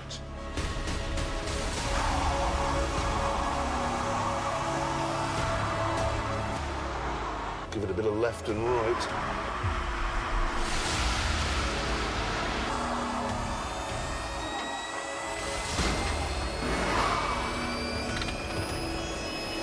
What a machine this is!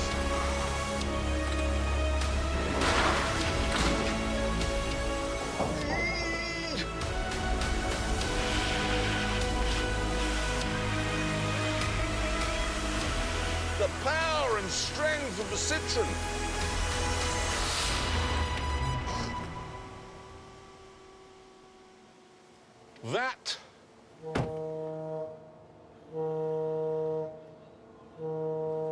That is Boaty McBoatface admitting defeat.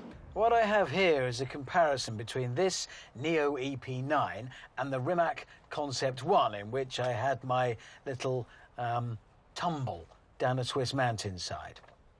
So, in the Rimac Concept One, power 1,207 brake horsepower. In this Neo, 1,341 brake horsepower. Power to weight in the Rimac is 652 brake horsepower per tonne. In this Neo, 773 brake horsepower per tonne. Oh, good. So, no pressure then. Right, the high voltage system is active. So here goes. To launch it, it's got to be in drive. Left foot on brake, right foot mash the throttle, right hand hold that back for 1, 2, 3, 4, 5. Come off the brake. Ah!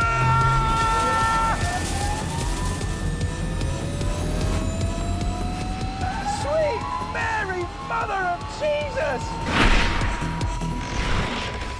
It's just insanity! They say it'll do 0 to 60 in 2.7 seconds. 0 to 125 in 7 seconds. 7 seconds!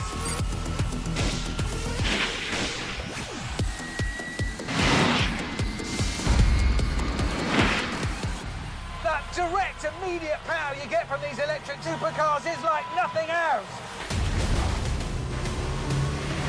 It's like 1 minute I'm here and then, bam! I'm over there. It's like driving a jet engine.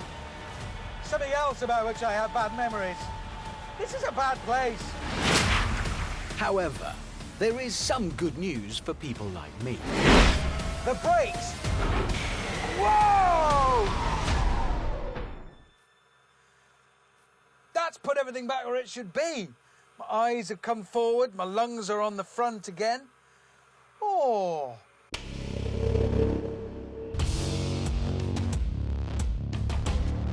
Now, if you want to experience this phenomenal speed for yourself, you will need two things. First of all, a lot of money, because this costs £1.15 million. Secondly, a racetrack. Because it works like that Ferrari FXX, where you buy the car, they deliver it to a track for you, along with a support team. You drive it, crap yourself, then they take it away and hose it out for you. Since it's an electric car, you'll be wondering about range. Obviously, if you hammer it round a track, you are going to wear those batteries out pretty quickly. However, on the plus side, they only take 45 minutes to charge.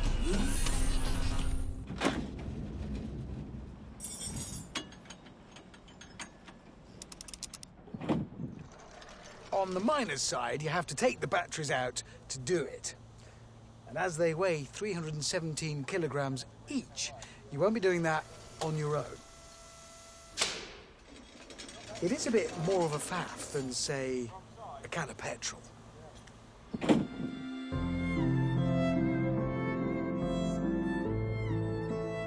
However, if you're an electric petrol head and you're tempted by the Neo, you might be interested to know that it's not short of pedigree. There's evidence that the people behind this thing really know what they're doing. For starters, the outfit that makes the EP9 also runs a Formula E team, one which won the inaugural championship in 2015. And until recently, the EP9 itself held a lap record around the Nürburgring, with an astonishing time of 6 minutes, 45.9 seconds. Which means it isn't just about going fast in a straight line. It has active suspension, active aerodynamics, torque vectoring, and all of that means only one thing.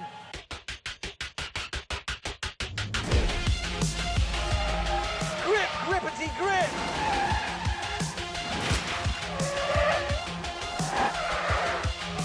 It has a motor at each of the four wheels for a four-wheel drive system that can be monitored and controlled constantly by the car's onboard brain.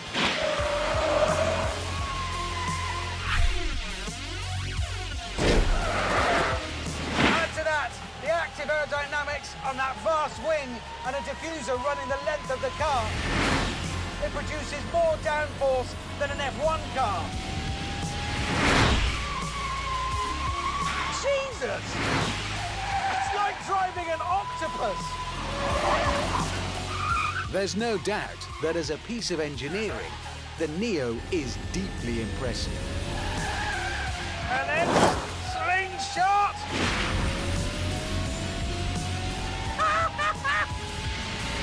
But what I love about it most is that thanks to its phenomenal grip, I could hammer it round our track all day and still be the right way up. And from me, there is no higher compliment.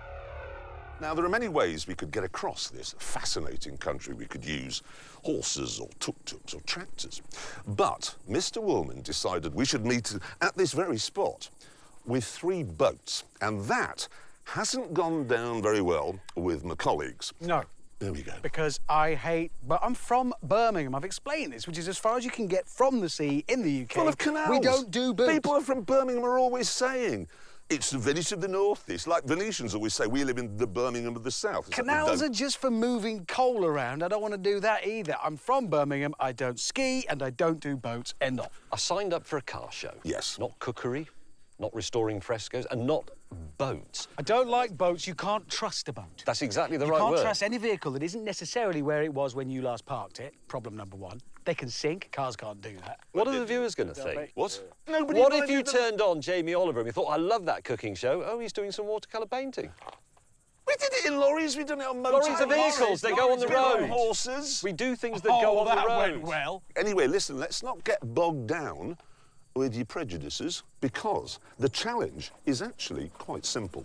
We are here, yes, near Siem Reap in the north of Cambodia, and we've got to use all these waterways, not all of them, we've got to find a path through them, to Vung Tau, which is at the bottom of the Mekong Delta in Vietnam. There is, however, one small problem.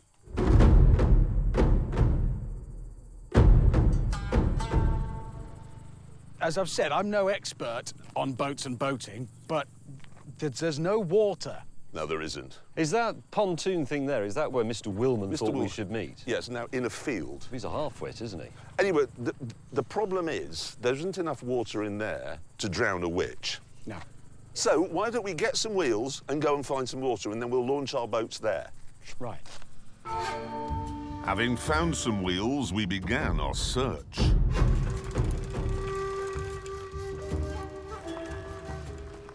Oh, how the mighty are fallen. We are in tune with the times, though. Exactly right, exactly right. There is global warming, there is climate change. And if you hosted a car show now, I think you'd feel foolish. Oh. Bloody car, you maniac! God damn it! What's up with you, you lunatic? Selfish maniac! Hit him! Hit the car! Madman! Several exhausting miles later, the river was still depressingly empty. The problem we've got is it's June and it's supposed to be raining here. Really raining. Pouring down constantly. And it isn't, and it hasn't for months. And when we reached a fishing village, the scale of the issue became clear. These houses, as you can see, are on stilts because that's where the river should be. Just stop here, look. That's where the water level is. That's incredibly gone, isn't it? And it's not just climate change that's to blame, because there's another problem. China. They've dammed the river that feeds all the water systems around here. How much sense does that make sitting here in your house on stilts with no water around it to learn that the Chinese have nicked all your water?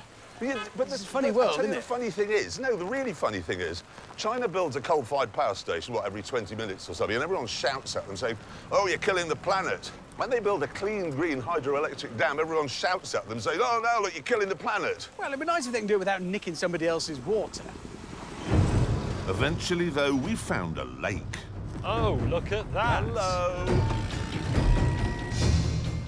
But as we launched our boats and headed for a nearby pontoon, the rainy season arrived with a vengeance.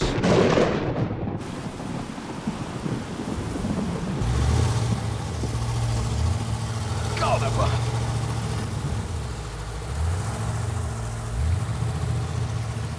I don't know how to park a boat, I'm not going to lie. Trying to park. Oh, how do I stop it? Having another attempt. Oh, wait a minute, my engine's oh, no, now one. Yeah, I think that went well. Right. Stop moving around! I parked you! Right, well, I was going to leap from my boat and say, and fresh from Miami Vice, a boat. It's pointy, which means it's a fast boat. Oh, got my leg caught. At this point, Jeremy emerged from the gloom, and as he's the only qualified boat driver on the team, I was expecting a smoother arrival. Here we go, parking a PBR.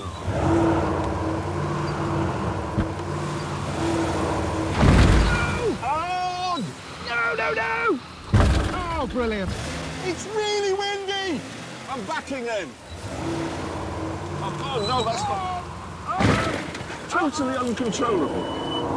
This is better, this angle. Oh! Okay. Could you help and get that rope? You pull me along? Please pull me along. This is no time for cocking about. This is dangerous work we're doing. I'm glad you got here, because I think it looks like rain. Rain? What? Isn't that like the boat out of Apocalypse Now? Exactly what it is. PBR, Patrol Boat River, Mark II. Yeah, is that entirely tactful? We're going to Vietnam. You can't drive that around. You can, because you probably don't know this, but Vietnam won. So driving that through Vietnam is like walking through Old Trafford, which is where Manchester United play, in a Charlton Athletics shirt. Doesn't matter, because you're a loser. Yeah. They don't mind. You believe that? Is that a scarab? Yeah. Hammond, you have accidentally chosen quite a good boat. Well, if you were on the Intercoastal Waterway in Miami. I see, that's cool. I've got 2 V8s in that.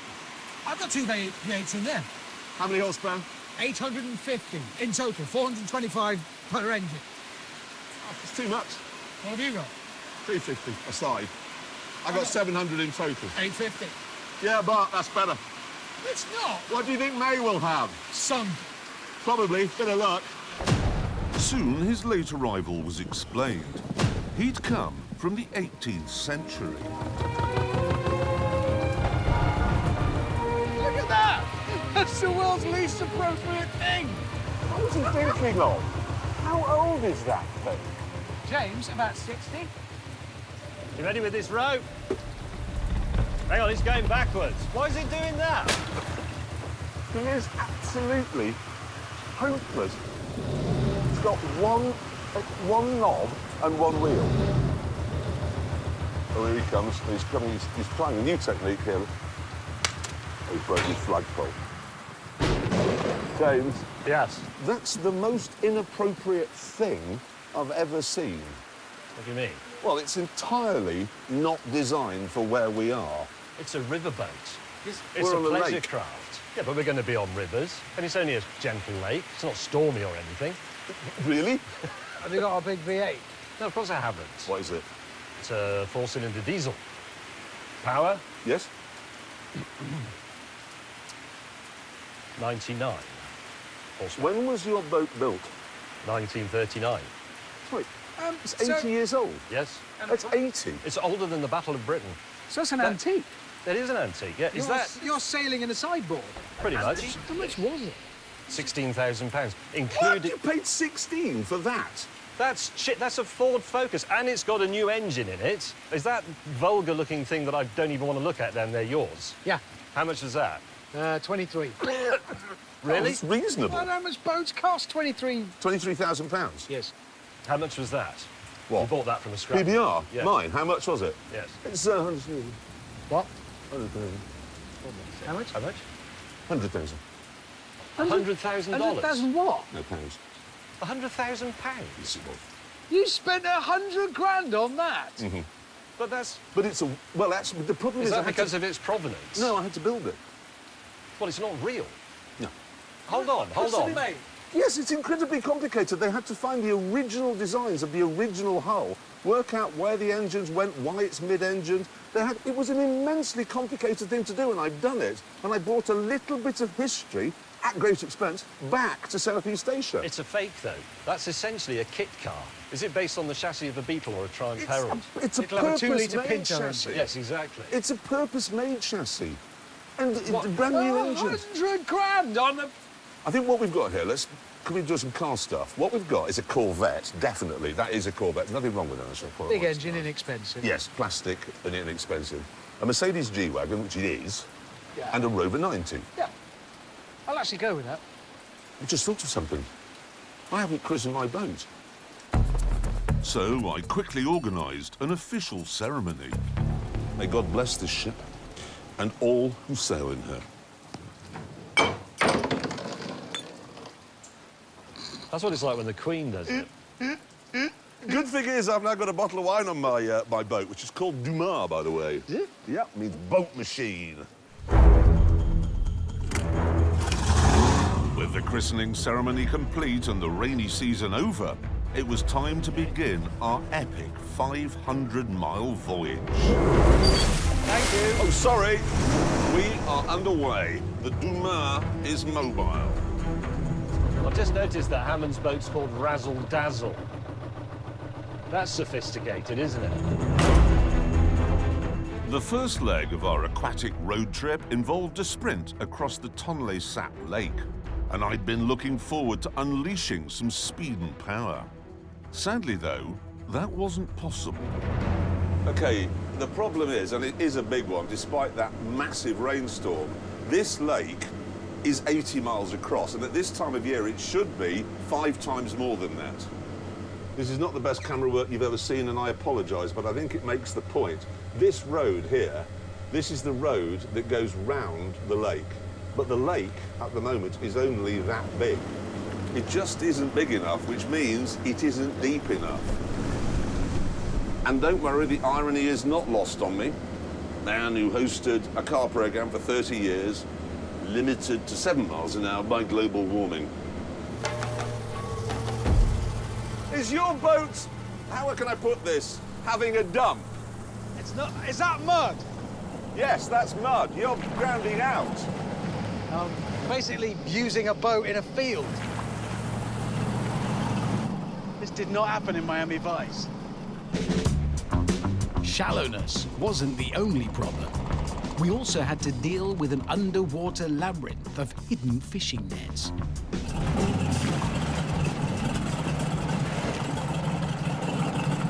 Doesn't feel good. Doesn't sound good. Turning round. Well, he's done, what's he done, 100 yards? What the hell have you done? I've got my camera. No. Oh, you just... Hammond? What? Everybody stop crashing into me! Are you stuck? No, I just thought I'd stop here.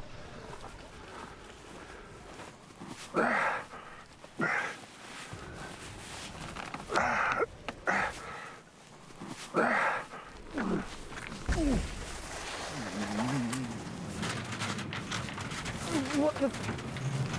What the...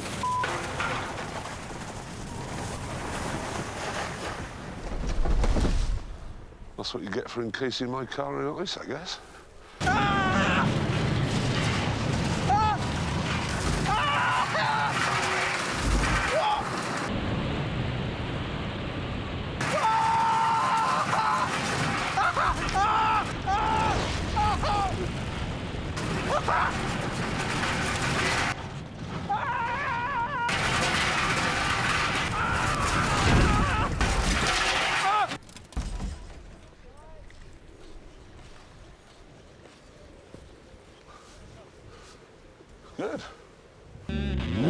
Soon, the McLaren and the Porsche were ready for some shakedown laps. And for these, we decided we'd drive each other's cars.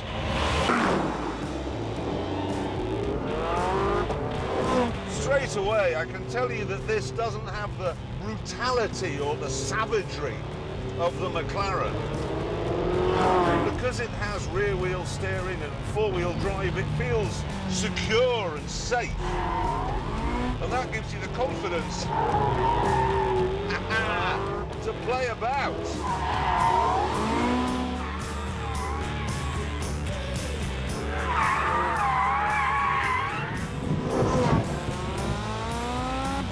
If I went round this corner, this fast in the McLaren, a lot of poo would come out.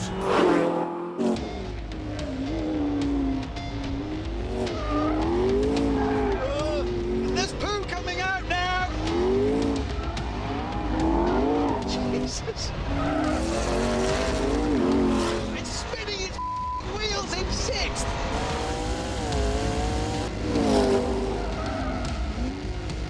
This is frightening. That's what it is.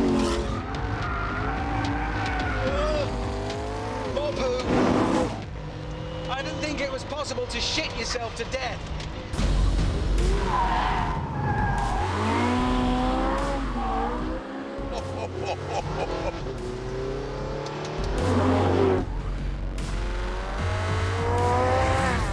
The grip is genuinely incredible.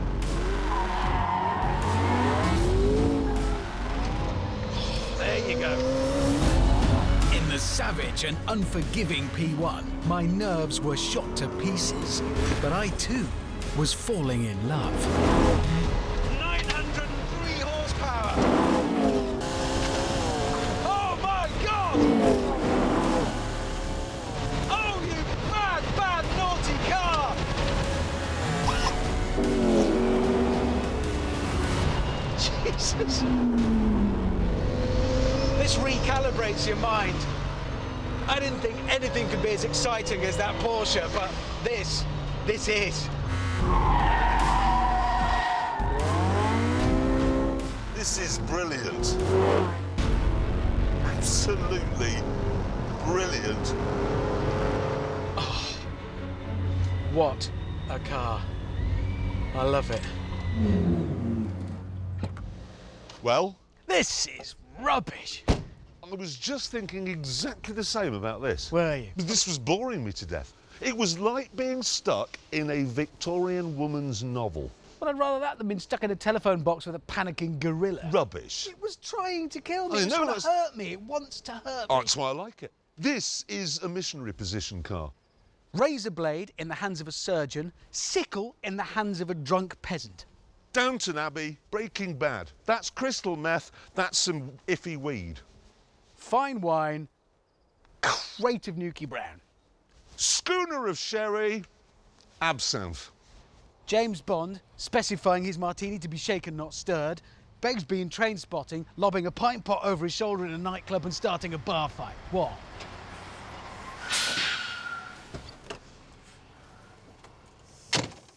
Hi. What are you doing here? I am here because, gentlemen, I have in the back of that lorry something that will make your McLaren and your Porsche look like lumps of yesteryear.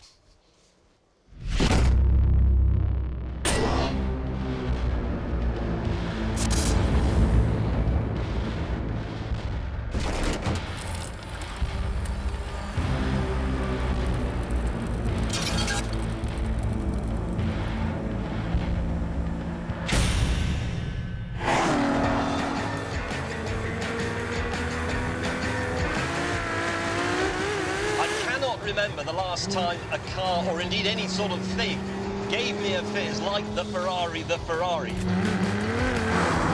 This has 950 horsepower, 950. More than either of the other two, and it's lighter, it weighs 1,250 kilograms, which is less than most hatchbacks. Actually, there is a bit more to the Ferrari, because what it has is, in effect, a Formula One curse system. It constantly recovers energy that would otherwise be lost using its electric motor and its battery.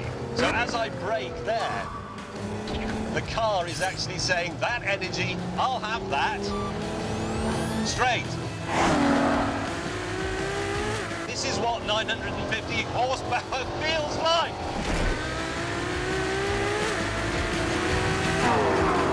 Jesus!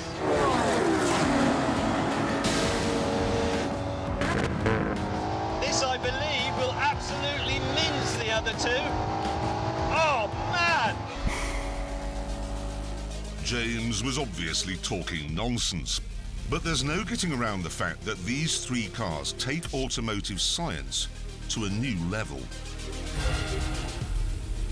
They use the latest green technology to squeeze as much speed as possible from every molecule of fuel. As a result, they're all capable of blasting way past 200 miles an hour whilst producing fewer harmful emissions than a family saloon.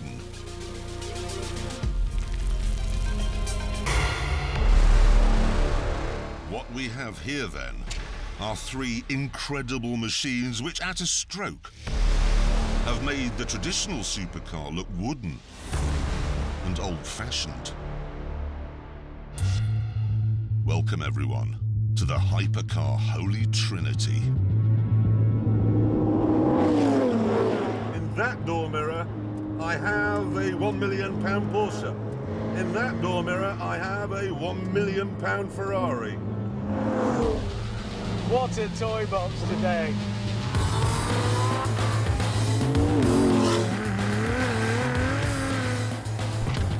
Sparks from Jezza.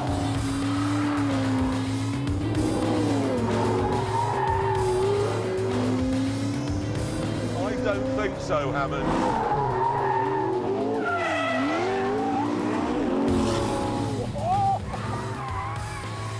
This could be so expensive.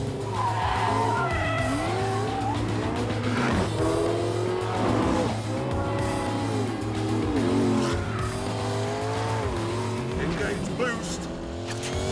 Pushing the I-Pass button. And that gives me another 170 horsepower. Ha ha ha! Only DRS!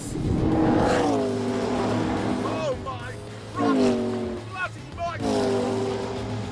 And here comes May in the Ferrari,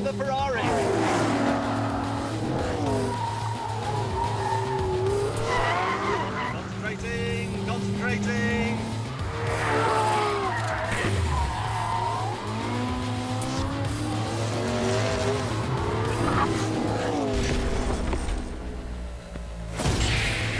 Oh! That bloody car is trying to kill me and I'm not even in it.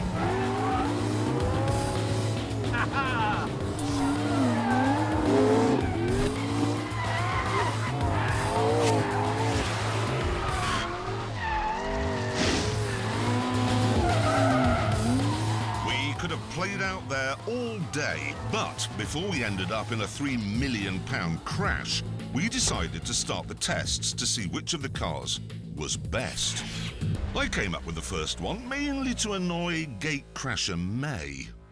Let's make the first test a drag race using electrical power only. Good idea. No, it isn't a good idea. Why not? Because you can't drive the Ferrari on electrical power only. No! No, but of course you can't, because it's a curse system like a Formula One car. It's got a V12 engine and an electric motor, but they're all integrated. They work together all of the time. You can't separate them. You should have thought about that, shouldn't you? Bad planning. With James reduced to the role of onlooker, we lined up the P1 and the 918 on the start line. But then, instead of revving the petrol engines, we shut them down.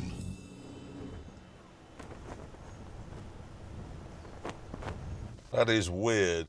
Preparing to start a drag race in complete silence.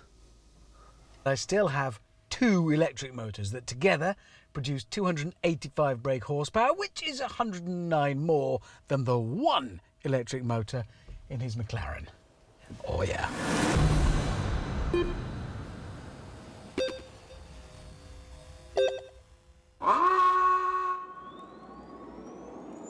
Oh, I'm out of here! You've got to love that. The immediate power from an electrical engine. That is 70 miles an hour already, and it isn't enough.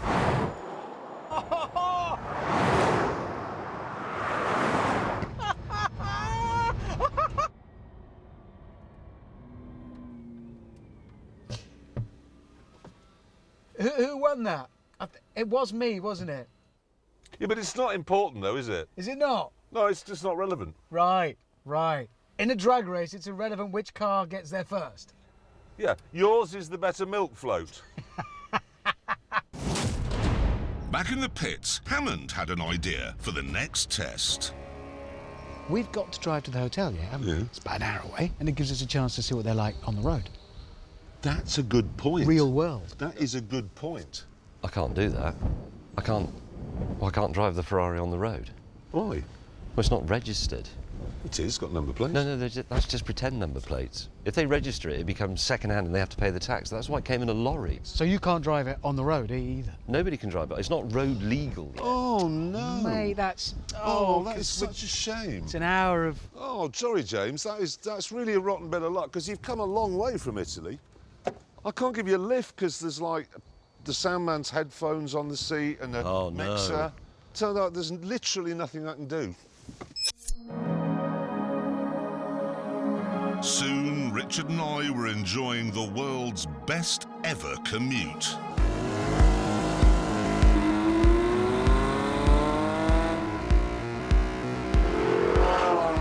It may be a bit Spartan in here, but it's unbelievably comfortable.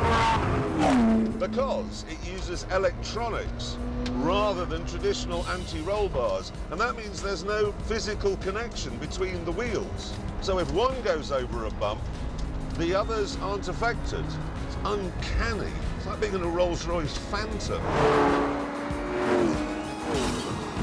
It's a lovely evening, taking the roof panels out, set the aircon just so, and I'm enjoying a drive in the country.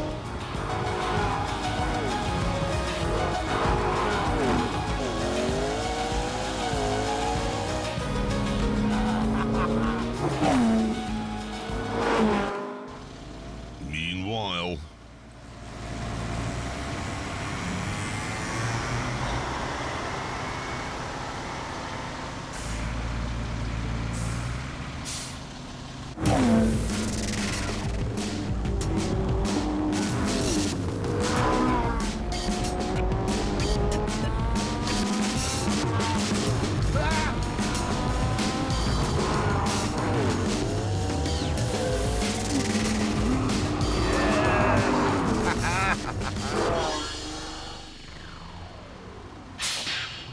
Oh, bloody hell. You're all right. You're all right in Italian.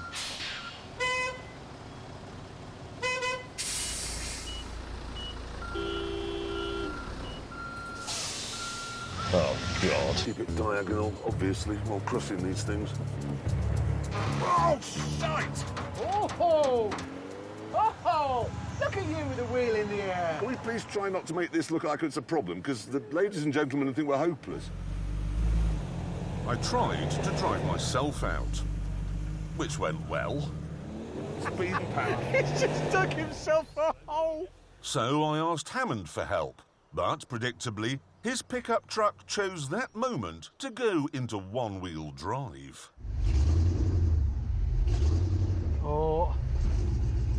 Oh dear. There was only one solution. Could you give me a tow? Because I'm very close to coming out. Well, we know Yes, that. You've no, brought a that's- Jeep. Oh, I see. Every single time I open my mouth now, you've got some reference. No, it's great. It's good. All friends. With the rope hitched up, we were ready to go. So I'll give you a small tug, Was that a gentle tug? There we go. and then it's down to you because I haven't got the weight to pull you, okay? Here we go. 3, 2, 1.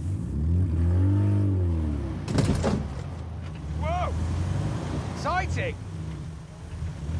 Yes. Go on. A Fiat Panda. Yes! Yes. Jeremy Corbyn just pulled Freddie Mercury out. It's a meeting of minds. I'm not sure we're very good at fist bumping. I have heard the most astonishing story. Apparently, there was this guy in Colombia who had a business exporting forest products all around the world, OK? Really, really successful. So successful, he bought himself some pet hippopotamuses. Who was he? Pablo, someone or other. Anyway, the police shot him. Why? I don't know. They shot him, and after he was dead, his hippopotamuses escaped. Yeah? And they've been living in the wild and breeding. So there are hippopotamuses here, and they are wild, and I know where they are. It's dead. Shit, I've lost braking. I have lost braking. Oh, bloody hell. Handbrake not working either. I've lost all brakes. There was only one thing for it. I have no brakes. You've just hit our car. I know, but I haven't got any brakes. They're not pleased about being used as a brake. This is totally legal, by the way, on a French motorway. Right, so I've no brakes and no engine.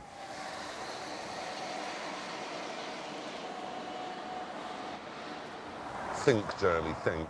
James and I got back onto what is fast becoming the 8th wonder of the world.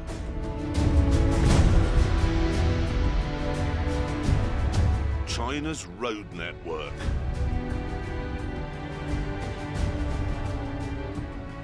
In 1988, China had no motorways at all. And now, 30 years later, it has 84,000 miles of them. That's more than any other country in the world.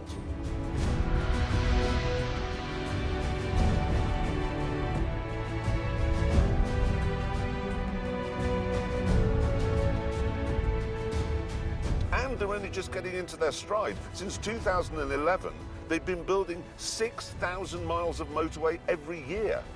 6,000 miles a year! It beggars belief, and it's not like the terrain is easy. Here, though, there ain't no mountain high enough, and there ain't no valley low enough to stop them. This bridge, for example, is 34 miles long. And then there's this one, the Douge-Beipanjian Bridge. You could fit the London Shard underneath it, twice over.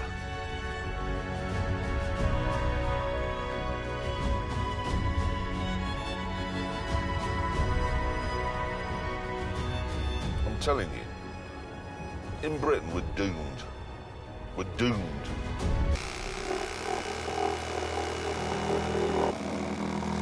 Did you ask if you could borrow this, Ben? No, but they won't need it. And rotate. This goes over.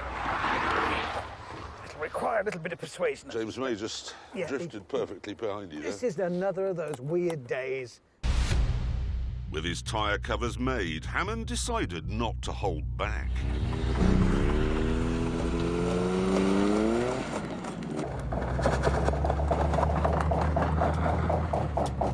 Oh, this is going to be... I mean, seriously, he's going to get to that corner and then... Where can the helicopter land? Here comes a drift, here it comes. And drifting. Ah! It's completely out of control. I mean, paint is basically, to the French, the wrapper that the car comes in when it's new. When I was 17, on a French exchange trip, staying with a French family, they had a son my age, and they'd bought him a brand new Fiat Panda. I mean, a new car. And as we sat outside in the sun, me and them, his kid brother, 5 years old, was throwing stones at the Panda. Dink! And a chip of paint would come off. Well, if that had been me at 17 with a brand new car, I would have beaten him to death with anything that came to hand. This 17-year-old lad didn't care. Just flicking stones at the car. It makes a nice noise as the paint comes off. What? Soon we reached the halfway point, where I demonstrated the Citroen Berlingo's party trick. It's John! And then, after I'd ruined the handbrake, we joined a sort of rally track. What we're proving here, I think, is that a car's ability to get places and do things is governed entirely by the driver's willingness not to care about it. Please don't be alarmed by those noises. They don't really mean anything. It's only what a typical French person would do on a rally in Africa in their mum's Renault 4. Well, this is bumpy enough to dislodge your goal.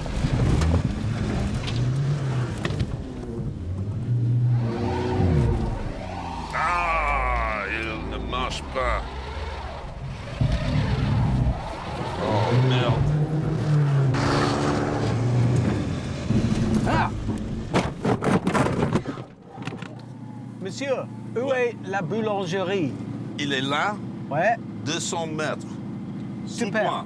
Merci. Oh là là! Au revoir, monsieur. Merci, monsieur. This is une pièce de gâteau so far. Oh, that's a... Ah, Monsieur May. Go on. Oh, dear. Oh, merde. Bonjour, monsieur.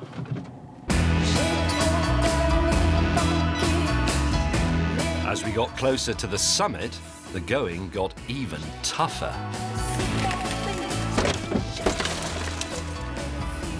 Well, now this is an inconvenience. Oh, the windscreen. Right, it's this way.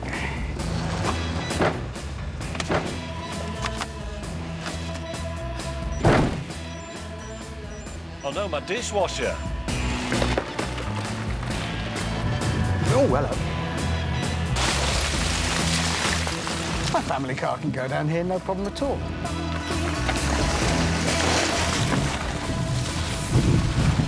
I don't see... Why do I need a G-Wagon? Oh. Oh, merde.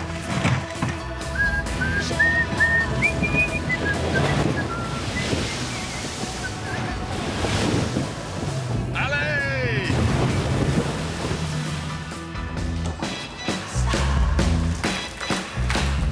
Oh, Jesus Christ. Bloody hell, fire. I've lost the electrically powered door mirror on the left-hand side, but the manual one is still there. Yeah, I can't open the window to adjust my driver's side mirror, but that's okay because it's gone. Eventually, with the glorious Welsh hills bathed in warm afternoon light, we reach the end of our leisurely drive.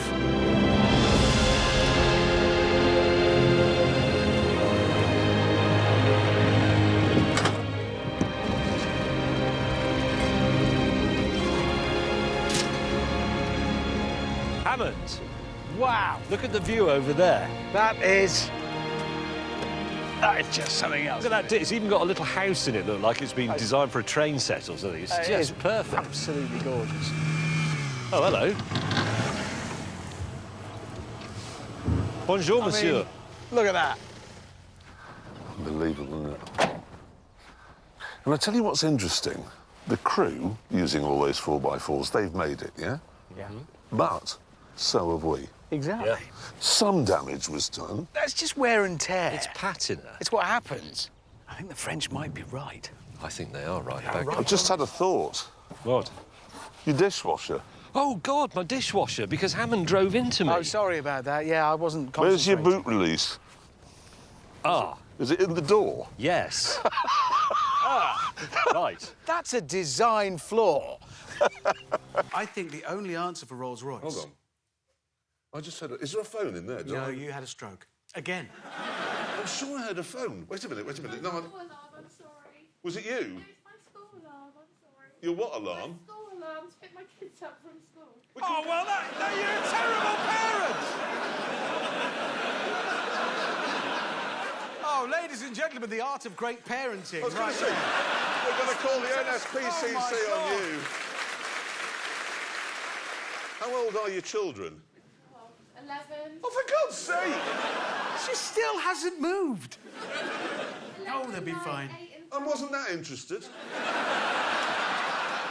We've established they're not in their 30s, is what I was trying to say. Seems very sad. It is, it's very sad, and it's not the only British motoring institution that's coming to an end. We are. This is not just the last in the series. I mean, sorry, it's the show as you know it is actually ending with, you know, the track, audience, us three in really badly fitting jackets every week. Well, this is the last one. It is. It is. And it's sad, but we have been doing it together for 17 years. 16. OK, you were late. Sorry. But nevertheless, we do feel the time has come to move on. Yeah. Yeah.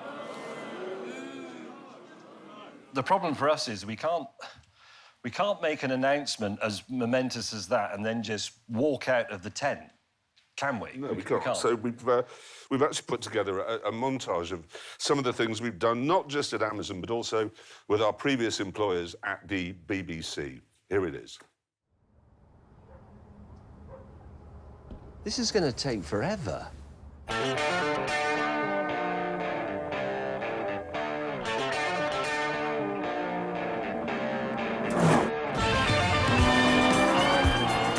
Oh, here we go.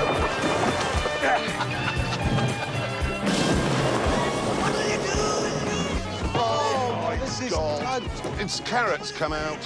Power, come on! You have to let... Oh, my... Watch this. Oh, yeah!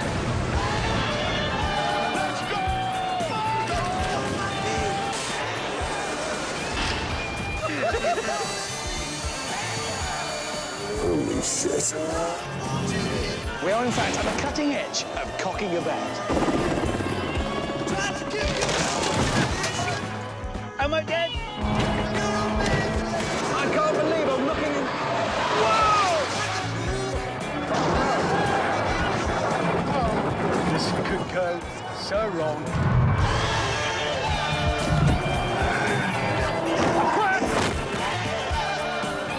Now I know what it's like to be Richard Hammond. It's the keeper!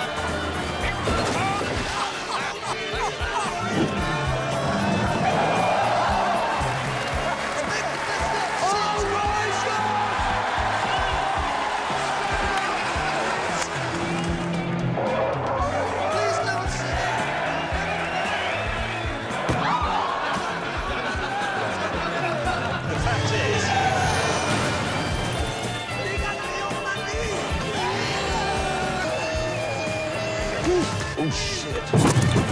Sorry. What are you two wearing?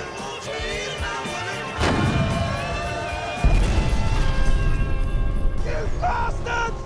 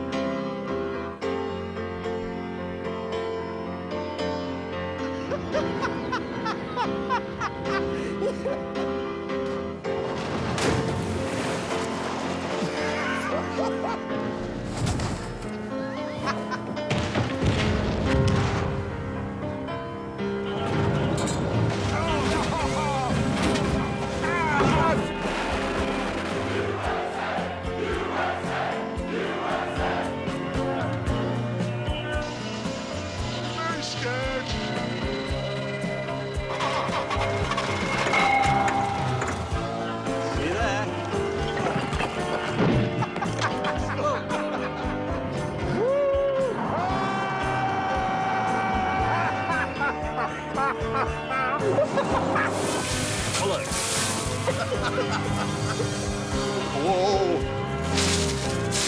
Ah!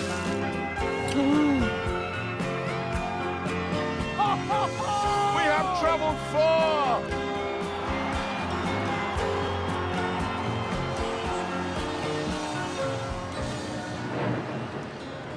Is that all right?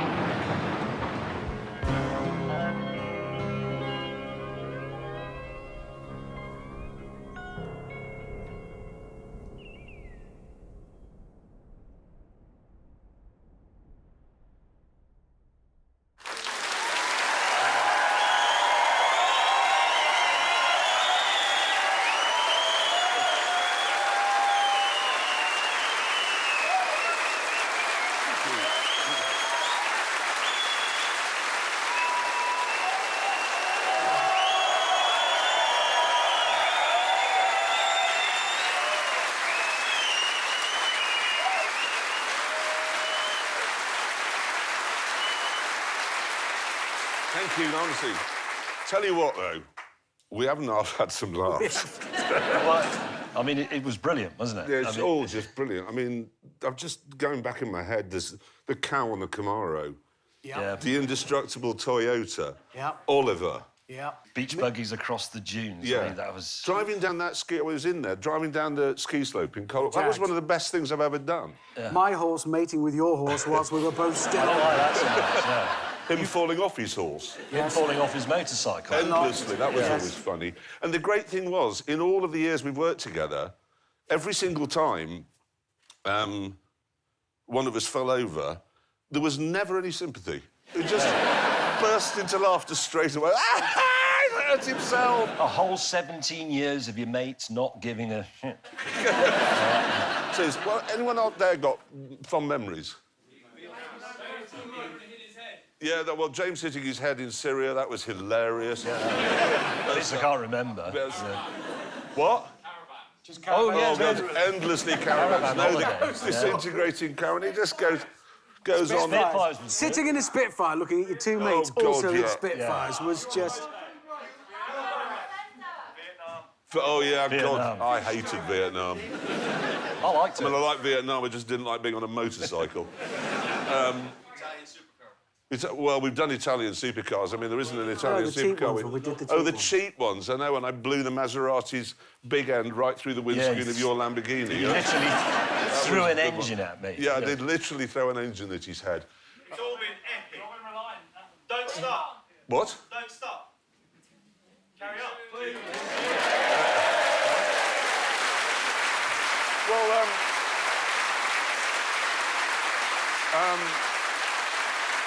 we do have some good news. We do have some good news.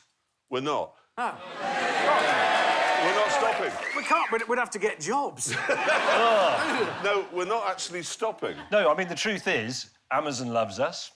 We love Amazon, so we'll carry on a bit. Yeah, we'll stick around. The thing is, as I said, the show as you know it is ending, and that's very upsetting for us.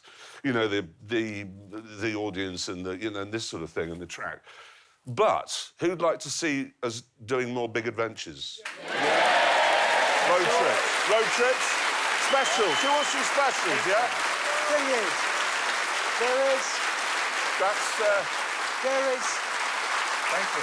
There's still so much of the world we haven't been to. So many people I haven't insulted. So, there are so many cars he hasn't crashed. Yeah, exactly. So, although this is gone, the Grand Tour goes on. It goes on. It goes on. We are going to need walking sticks and nappies. No, we are. We are. So while it's not goodbye from us, it is goodbye from this. Anyone want to buy a tent? With breakfast demolished, it was time to go hill climbing. But before we did our timed runs, we had to learn the course. Corsa. Track mode. Traction control. Off. No, traction control on. Practicing, Jeremy, practicing. Don't showboat. Must beat Hammond. It's a 1.09-mile course. It has 11 corners. And the most important factor in all of this is my ability to concentrate and remember how it goes. Everything good. Creep mode off, suspension low, race mode. We're good.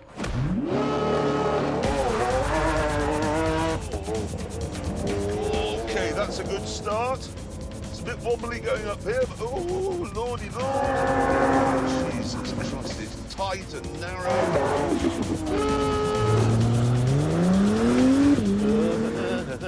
No idea what I'm doing. No, that's not as tight as I thought. That was a mistake. At least 1,200 horsepower, bit of brakes. It's no problem. Not looking at the drops. Drops are irrelevant.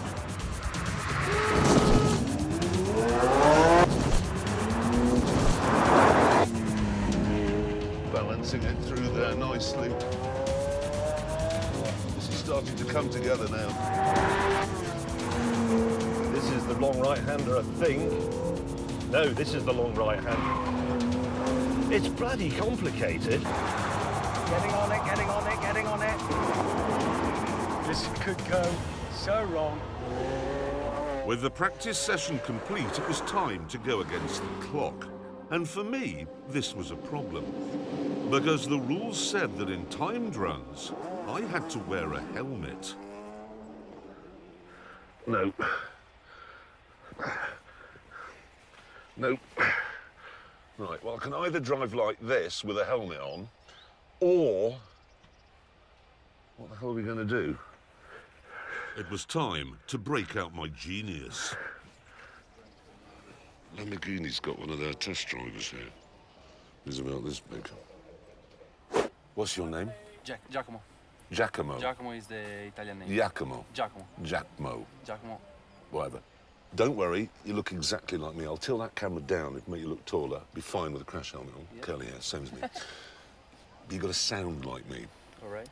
So, Hammond, you idiot. Say that. Hammond, you idiot. Hammond, you idiot. You idiot. You idiot. Exactly, because he always is an idiot, so you can always drop that in. It's a useful phrase. Hammond, the other one is, this is the fastest car, pause, in the world. This is fastest car, pause, in the world. Say it. This is the fastest car, pause, in the world. With all that sorted out, James took his place on the start line. This is the big one. Now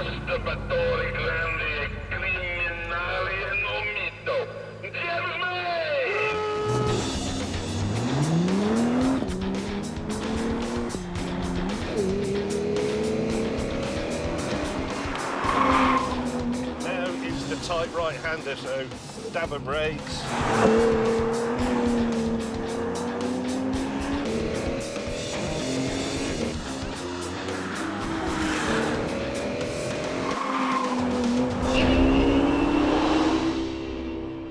I'm sorry I didn't say anything. That was my concentrating face. That's the most I've concentrated for 5 years. Then it was my turn.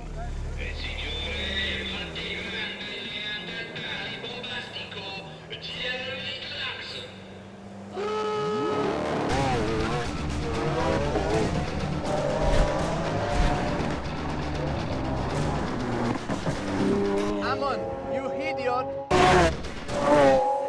This is the fastest car, pause, in the world.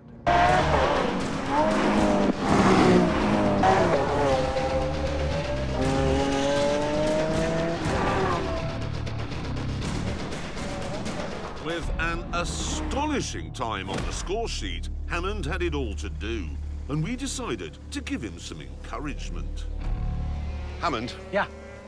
Really, really big crowds here today, as you can see. Yeah. Okay? Because they know you're going to break the record here. Well, 54 seconds. 54? Well, come on, you've got 1,200 horsepower. You've been practicing all morning. Yeah, actually, it is the most powerful car here by some margin. Well, I can't promise It's the fastest car win. I've ever seen. Look at it this way. The whole of Croatia is watching this, knowing that you're going to do it for them. In 52 seconds' time, you're going to be whatever the equivalent of a hero of the Soviet Union is, but in modern-day Croatia. They'll have a name not for just it. Croatia.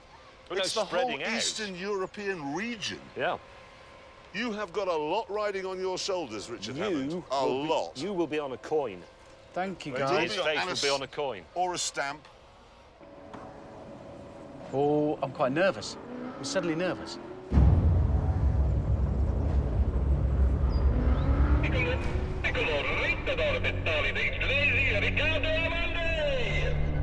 Okay, here we go. Give me your best shot, Rich. Yeah. Watch this.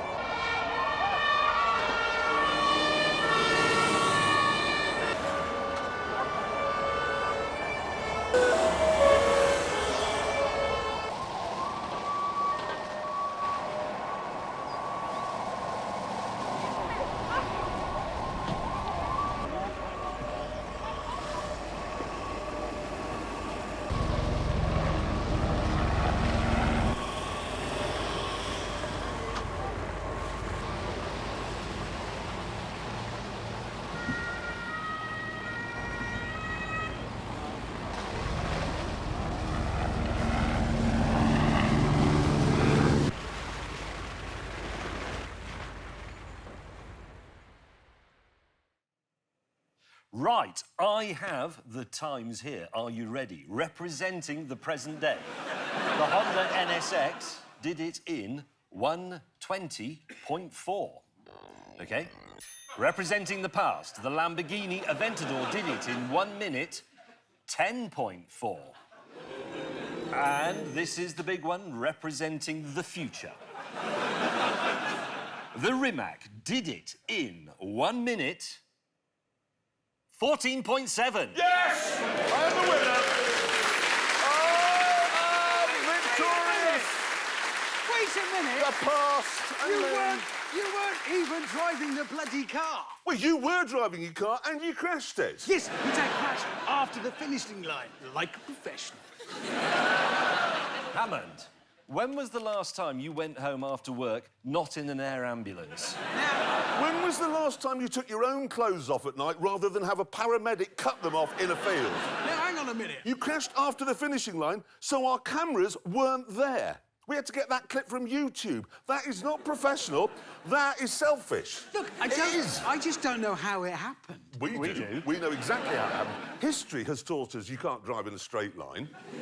And now we've seen you can't drive around a corner either. Do you know what's a really remarkable thing about that crash? What? That car continued to catch fire 5 days after it happened. What? Bursting into... Yeah, spontaneously bursting into flames. And the reason is the accident damaged one of the cells in the lithium-ion battery. That causes a short circuit, it catches fire. But then that damages the next cell, so that one catches fire, and so it goes on. There are 8,000 cells in that thing. So it's like a chain reaction. What do they call it? Yeah, chain reaction. It's called thermal runaways. Bang, bang, bang, bang, and so it goes on. I was all right.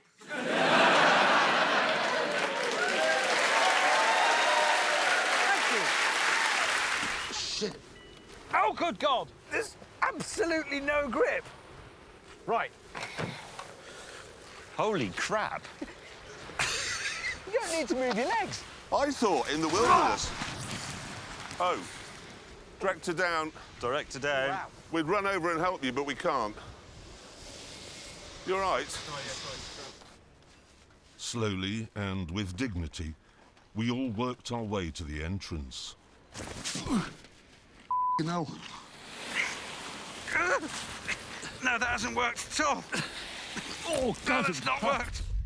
So I was going to call it a day at that, obviously, but there's a bloke here wants to race his Nissan. It's a bit embarrassing, really, but you don't want to upset the locals, so, OK, race is on. Here we go. Let's get this over with. Do race, apologise, move on.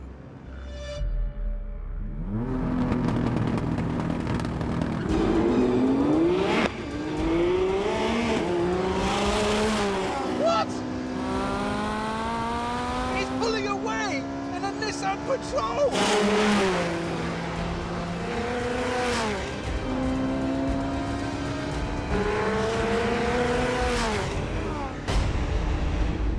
What just happened? Jeff wants us to be more American. The problem is that we don't look American.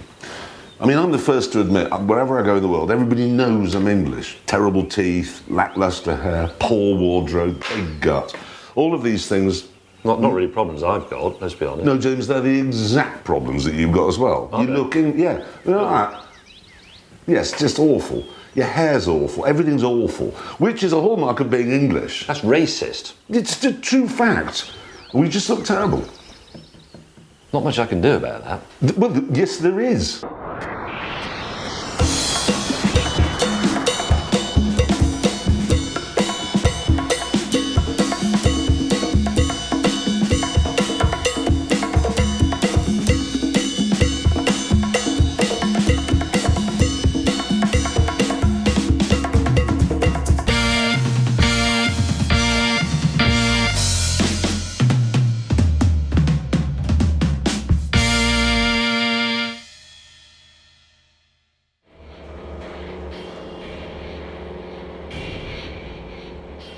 Right, we found an airfield and now we're going to have a drag race, which is a lot more interesting than going to a museum. I thought he'd like museums. I mean, he's driving one. Track, check. Traction, yes. I've put it in launch, which sets the rear two engines in the first of their two gears. The front two engines only have one gear. I do not know how that works. Why doesn't the car stretch or overtake itself? The simple fact of the matter is that because this car has no electrical gubbins, it is, despite appearances, the lightest car here. And it has 730 horsepower. So allow me, please, to demonstrate that you can't beat old-time rock and roll.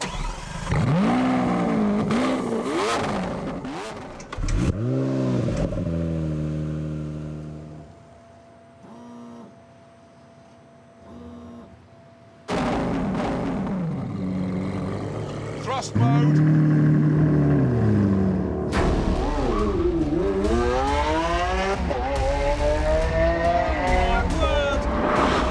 Look at Hammond. 190, 200, 220, 200... I can't speak fast enough! James and I were now racing only to see who'd been last. Yes, come on, come on, come on, come on. Goodbye, Mr. May.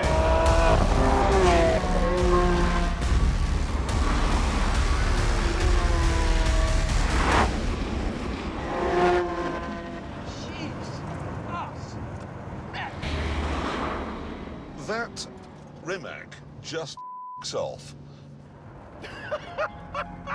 If that is the future, I am so ready! Oh! Oh! I've never seen anything like that. I've never seen anything move as quickly as that. Not with number plates. Annoyed that my dinosaur had been humiliated, I decided to show Hammond that it still has enough power to kickstart a dying star.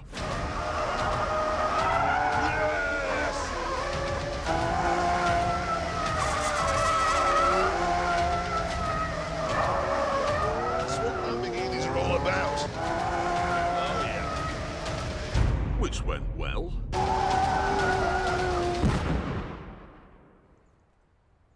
Oh, my word. Oh!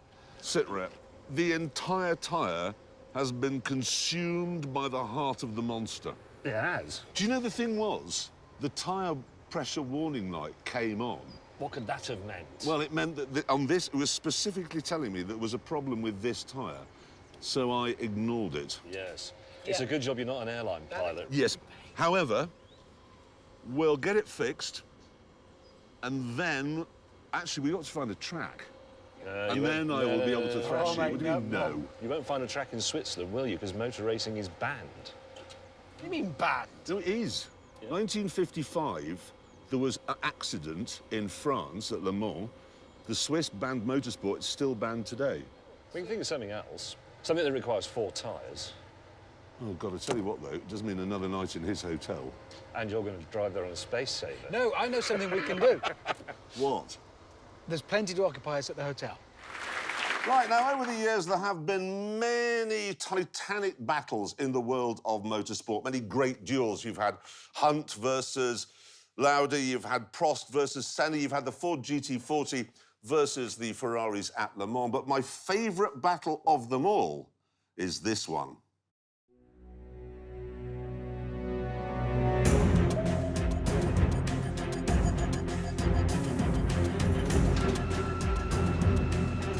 Back in 1977, Audi was developing this four-wheel drive vehicle for the German military, and they had a bit of a thought. They wondered if its four-wheel drive system could be made to work in an ordinary family car. And so, under the cover of darkness at a quarry in a remote corner of Germany, they began secret tests. And straight away, it was obvious that with all 4 wheels being driven, the family car had an enormous amount of grip. This meant it could go round corners on loose surfaces like that much faster. And that, they reckoned, would make it good at rallying.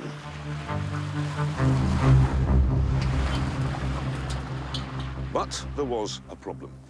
What I've got here is the 1979 Motor Racing Rule Book. It's the most boring book in the world, but whatever. Here, on page 8 million, Article 2 says that in rallying, 4-wheel drive cars will not be admitted. Audi, however, had thought about that and dispatched a man to Paris to a meeting of the sport's governing body to try and get the rule changed. He was very clever because he waited for the meeting to be finished, everyone pulling on their hats and coats, and then he went, oh, God, sorry, one more thing. This rule about 4-wheel drive being banned in rallying, is it OK if we get rid of that? And everyone said, well, obviously he wants to enter his silly little army lorry and something or other. So they all went, yes, yes, whatever, and went home. 3 years later, this is what happened. The 4-wheel drive Quattro is all-conquering, and the Audi has been proved master of all conditions. Superior power and traction with a turbocharged 4-wheel drive Audi is too much. Bjorn Valdegaard has wasted no time in proving the dominance of the 4-wheel drive Quattro. Hannu Mikkola has scored a tremendous victory. So Quattros hold all the aces, first, second and third.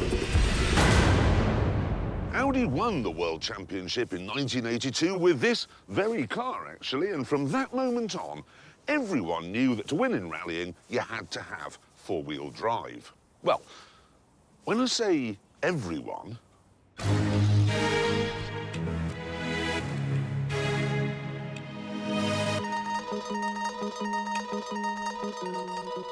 this was Lancia's answer to the Quattro, the 2-wheel drive 037.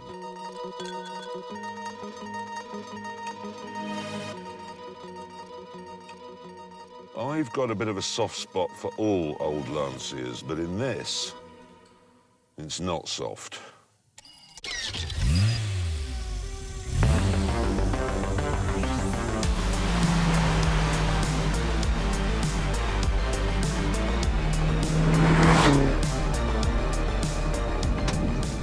This is everything I was expecting it to be. Pops, bangs, lumpy petrol, a dashboard dominated by this enormous and very well-used ashtray. Completely Italian. honestly, it is dainty as a dandelion seed caught in a summer breeze and as agile as a water boatman. I mean, that was just glorious through there. Glorious. It feels highly strung. Feels like a thoroughbred. It's fast as well. Oh, wow, what a thing this is. On a dry track then, or in a beauty contest, the 037 would thrash the Quattro any day of the week. But in the rough and tumble, crash-bang-wallop world of rallying, not a chance. What's more, Audi was backed by the industrial might of Volkswagen. It was efficient and organised. This was the team boss, Roland Gumpert. And look at him, a hands-on, bearded German doctor of engineering. Lancia's team boss, meanwhile, well, he was a bit different. His name was Cesare Fiorio, and he liked girls and powerboat racing. Also, he was running a team staffed by Italians on a shoestring.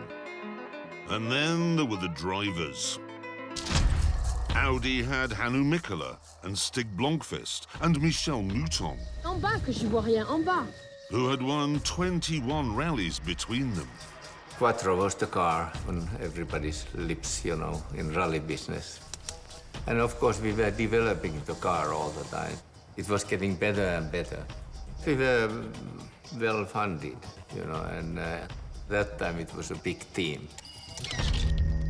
Lancia, meanwhile, had Marco Alain and Walter Rall, who was brilliant, but said he didn't want to compete in every event and didn't want to be world champion. I told them, listen, I want to win Monte Carlo. I like Corsica, I like Acropoli, I like New Zealand, I like Sanremo. I only do these 5 or 6 beautiful rallies and nothing more. I am not interested to win any more the World Championship title. I want to be a normal man, not something special. And if we're always in the newspaper and everywhere, of course you're never alone because people standing in front of a house and I don't like her. So, Audi had 4-wheel drive, a proven car, a team staffed by Germans, a hands-on boss, and a squad of world-class drivers who were motivated and on it. Lancia, meanwhile, had a budget of £3.75, 2-wheel drive, a powerboating playboy at the helm, and a part-time driver who didn't want to be world champion.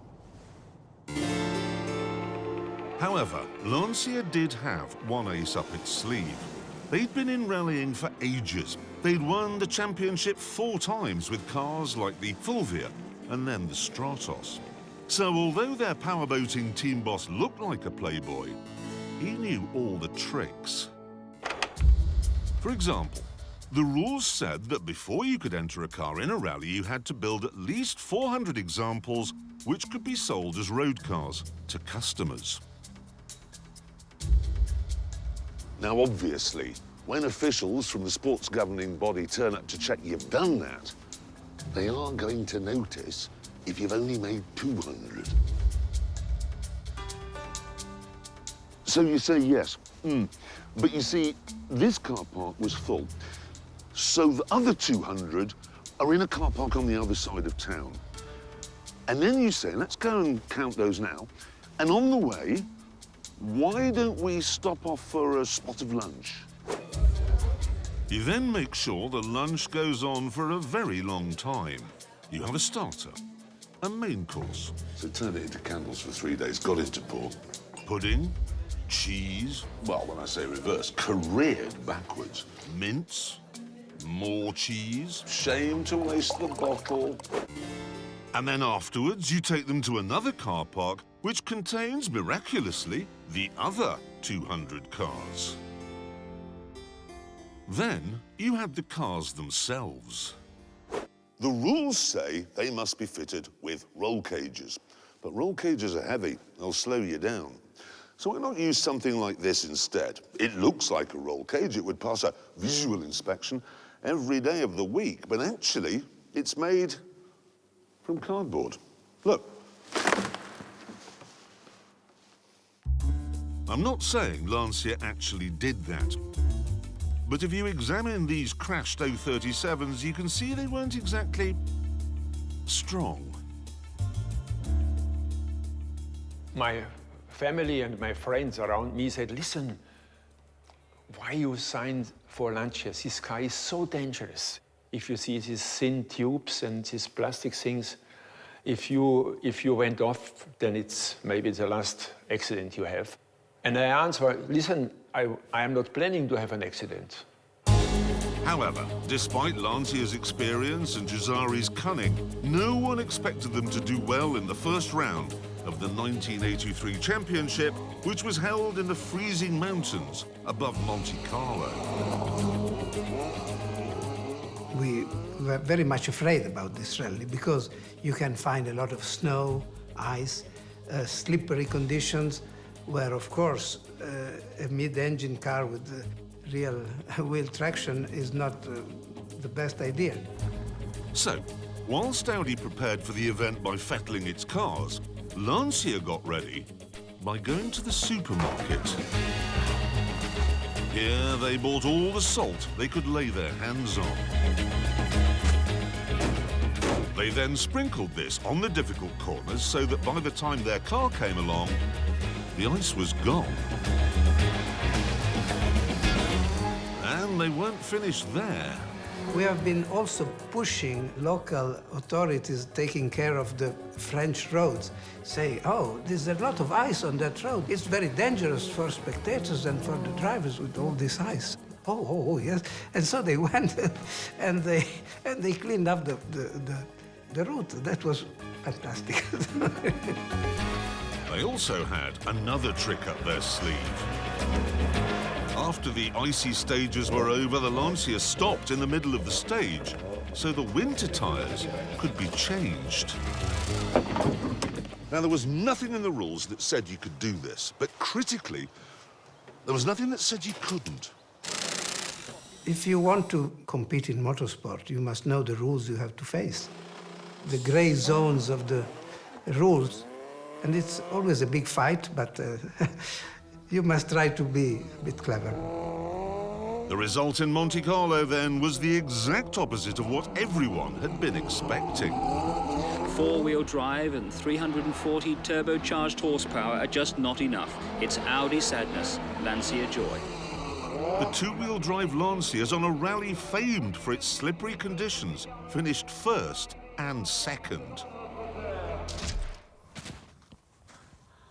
For the next event of the year, in Sweden, there wasn't enough salt in the world to get rid of all the snow and ice. So Lancia solved the problem by simply not turning up at all. Audi therefore scored a 1-2 here. And 3 weeks later, they did the same thing again in Portugal. And after more successes in East Africa, it looked like Audi were running away with it. But then the whole circus moved to Corsica, where almost all of the stages are held on dry, smooth tarmac. Everyone expected the nimble two-wheel drive Lancias to pick up a load of points here. But nobody could have predicted how many they were going to pick up. Usually, Lancia turned up at an event with 2 or 3 cars, but here they arrived with 4, which meant that if they ran faultlessly, which they did, the best Audi could hope for was 5th. And thanks to mechanical failures, they didn't even get that.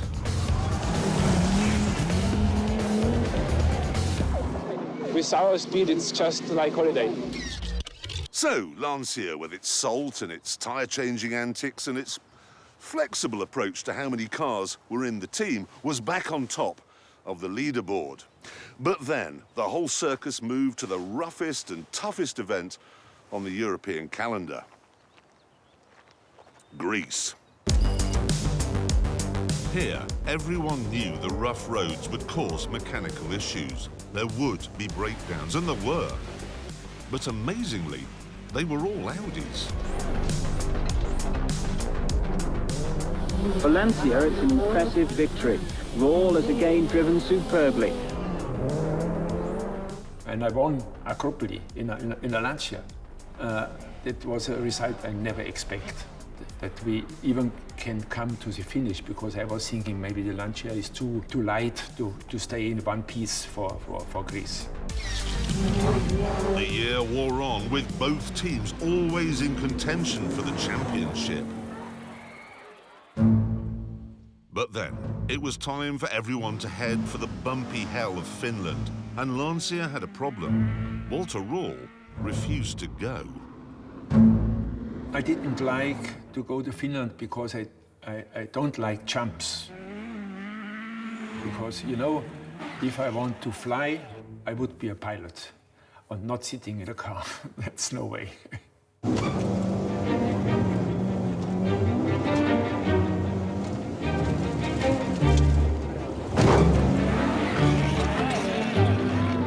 Because of his no-show, Audi won easily.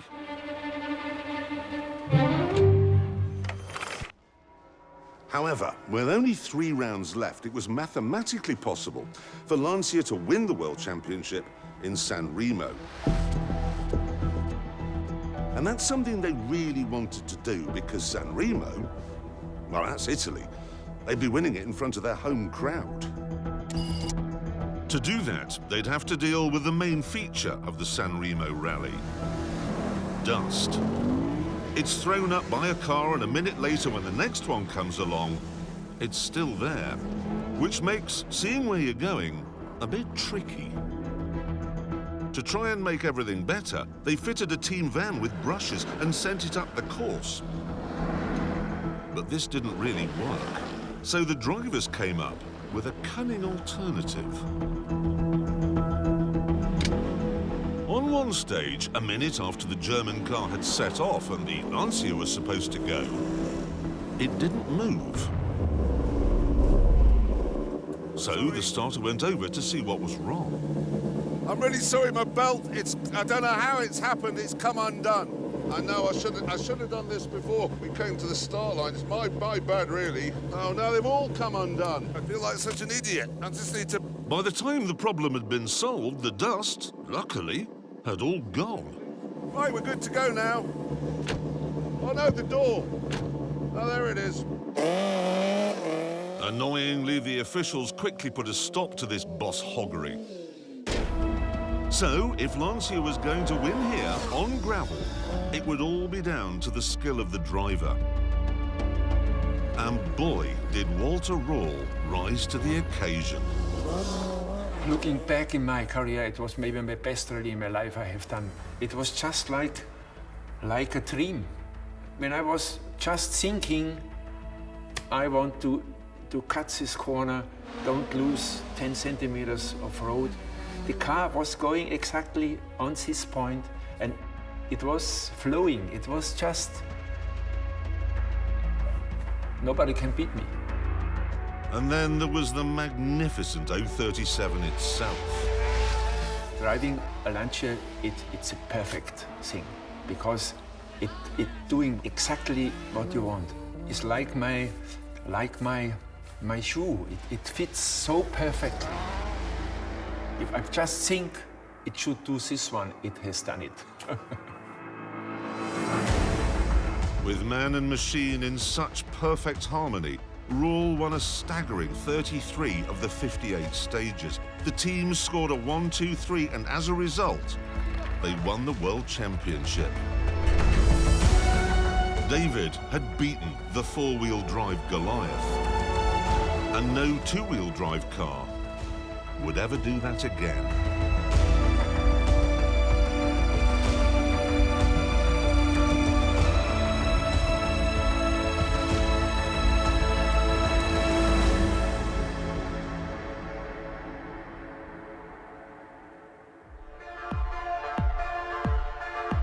With its Bobby Dazzler back doors, this doesn't look like a normal family SUV. it looks better. Especially on the inside. And it's more practical too, because you have seating for 7, a boot at the back that's big enough for an owl sanctuary, and then another boot at the front, because of course it's electric, so there's no engine. Most of all, though, I'm intrigued by this car because it represents a whole new way of thinking about what a car actually is. Take this enormous command and control screen as an example. It does all the usual stuff, navigation, music, connectivity, and so on, and so much more besides. For example, if I want, I can turn it into a sketch pad there, and I can just, you know, draw pretty patterns and so on as I go along. Or if I'm bored with being in, where am I here? There you are, Swindon, which I am, I can change it so that I become on Mars. Look at that, I'm actually on Mars. I mean, I'm not there, obviously, but it says I am, and that's fun. Oh, and this is a good one. If you don't want to see the car you're driving depicted on the screen, you can change it so that it becomes Bond's Lotus. That is actually quite funny. Of course, you may think all of this might be a bit of a distraction when you're driving. Oh, well, now you see, that's the thing, because if I pull this lever here twice, I get a bong to tell me I've engaged the autopilot, which means I'm not driving. It is. Seriously, it's doing it all by itself. Legally, cars aren't really allowed to drive around by themselves, but this is getting awfully close because it's reading the white lines in the road and then simply sticking between them. And if I want to change lanes, I don't have to bother with any of that mirror signal maneuver nonsense. You just put the indicator on, and if it's safe to pull out, it does. Put the indicator on to pull back into the central lane, and that's just astonishing. All of this means that I can drive along writing important messages on my sketch pad, because I know that if the car in front slows down, I'll slow down. If it speeds up, I'll speed up. If the traffic stops, I'll stop. Honestly, this is the most relaxing thing I've ever driven, because all I have to do is sit here. Unless, of course, I can't be bothered to do even that. Okay, the car is over there, and I literally can't be asked to walk to it.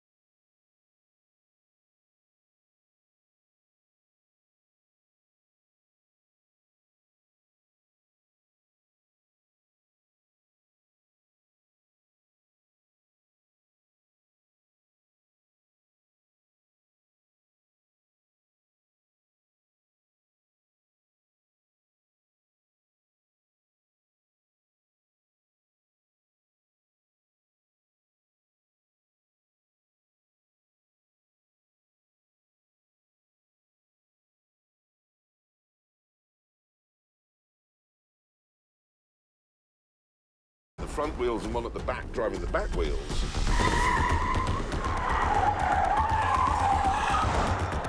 The car feels nimble and agile. Feels good. So, you're thinking it's a fun-filled family car with show-off doors and lots of stuff to excite your inner child.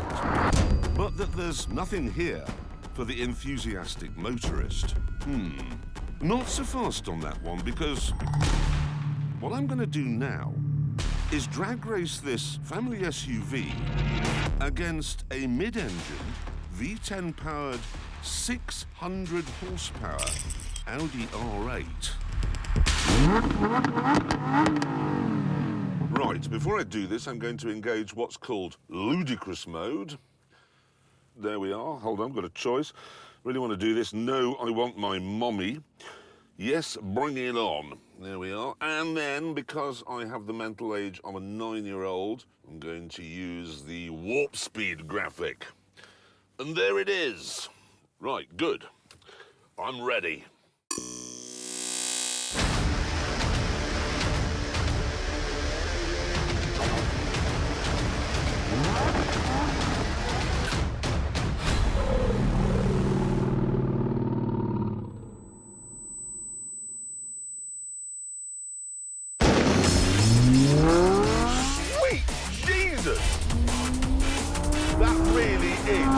Properly ludicrous. 100 miles an hour. 105, 110, 112. The Audi's coming, but not fast enough.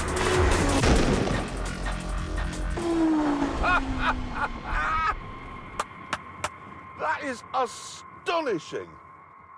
Small wonder this thing is fitted with my favourite mode of them all, celebration mode. There we are. All I have to do now is put it in park, get out and lock the doors. What's this?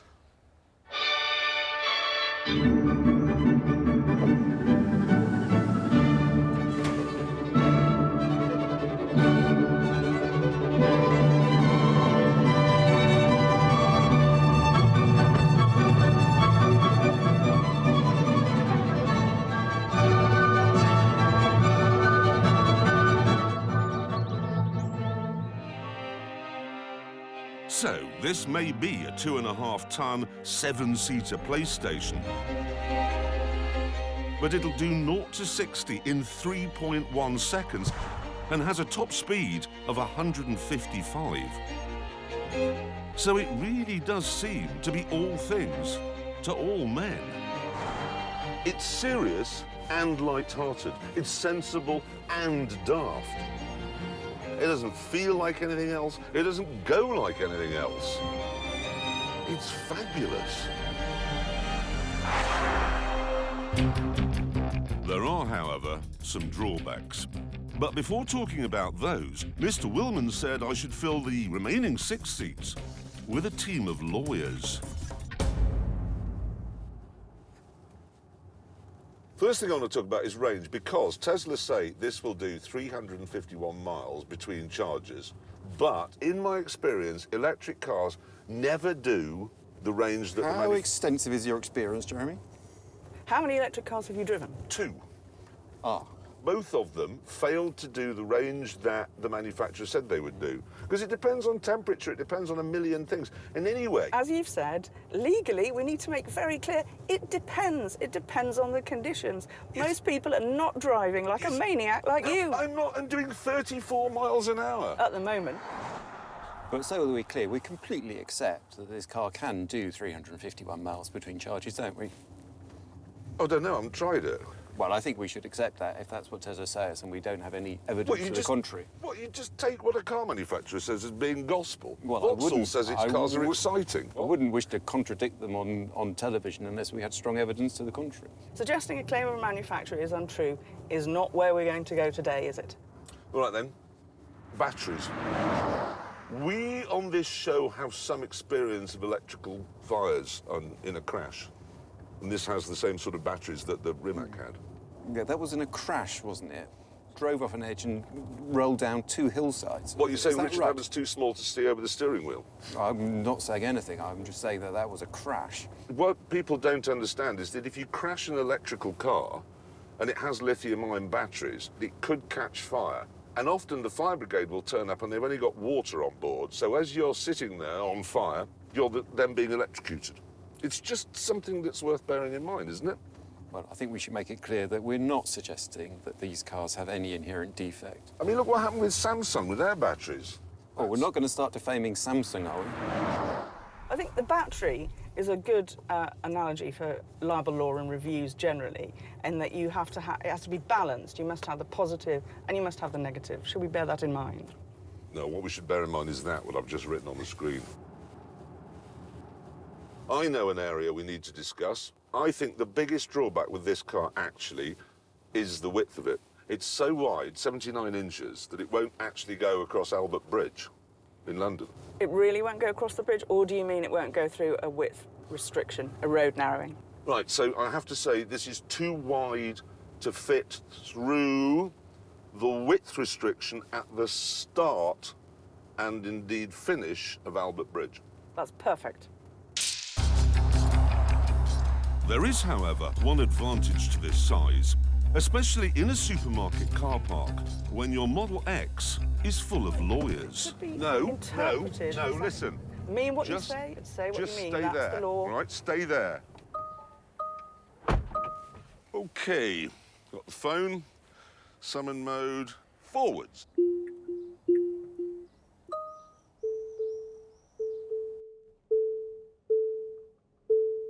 So that never ceases to amaze me.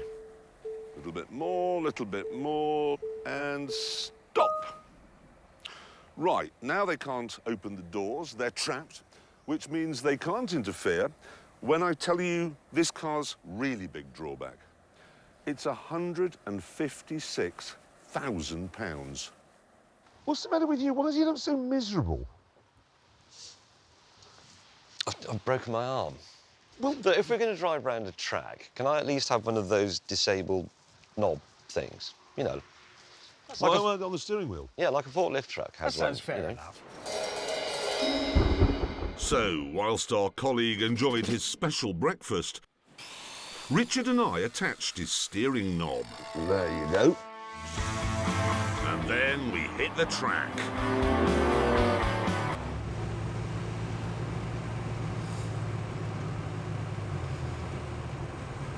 Oh, God, it's the left-hander. Bend the knob. What is the matter with those two? And on that terrible disappointment for him, it's time to end. Thank you so much for watching. Goodbye.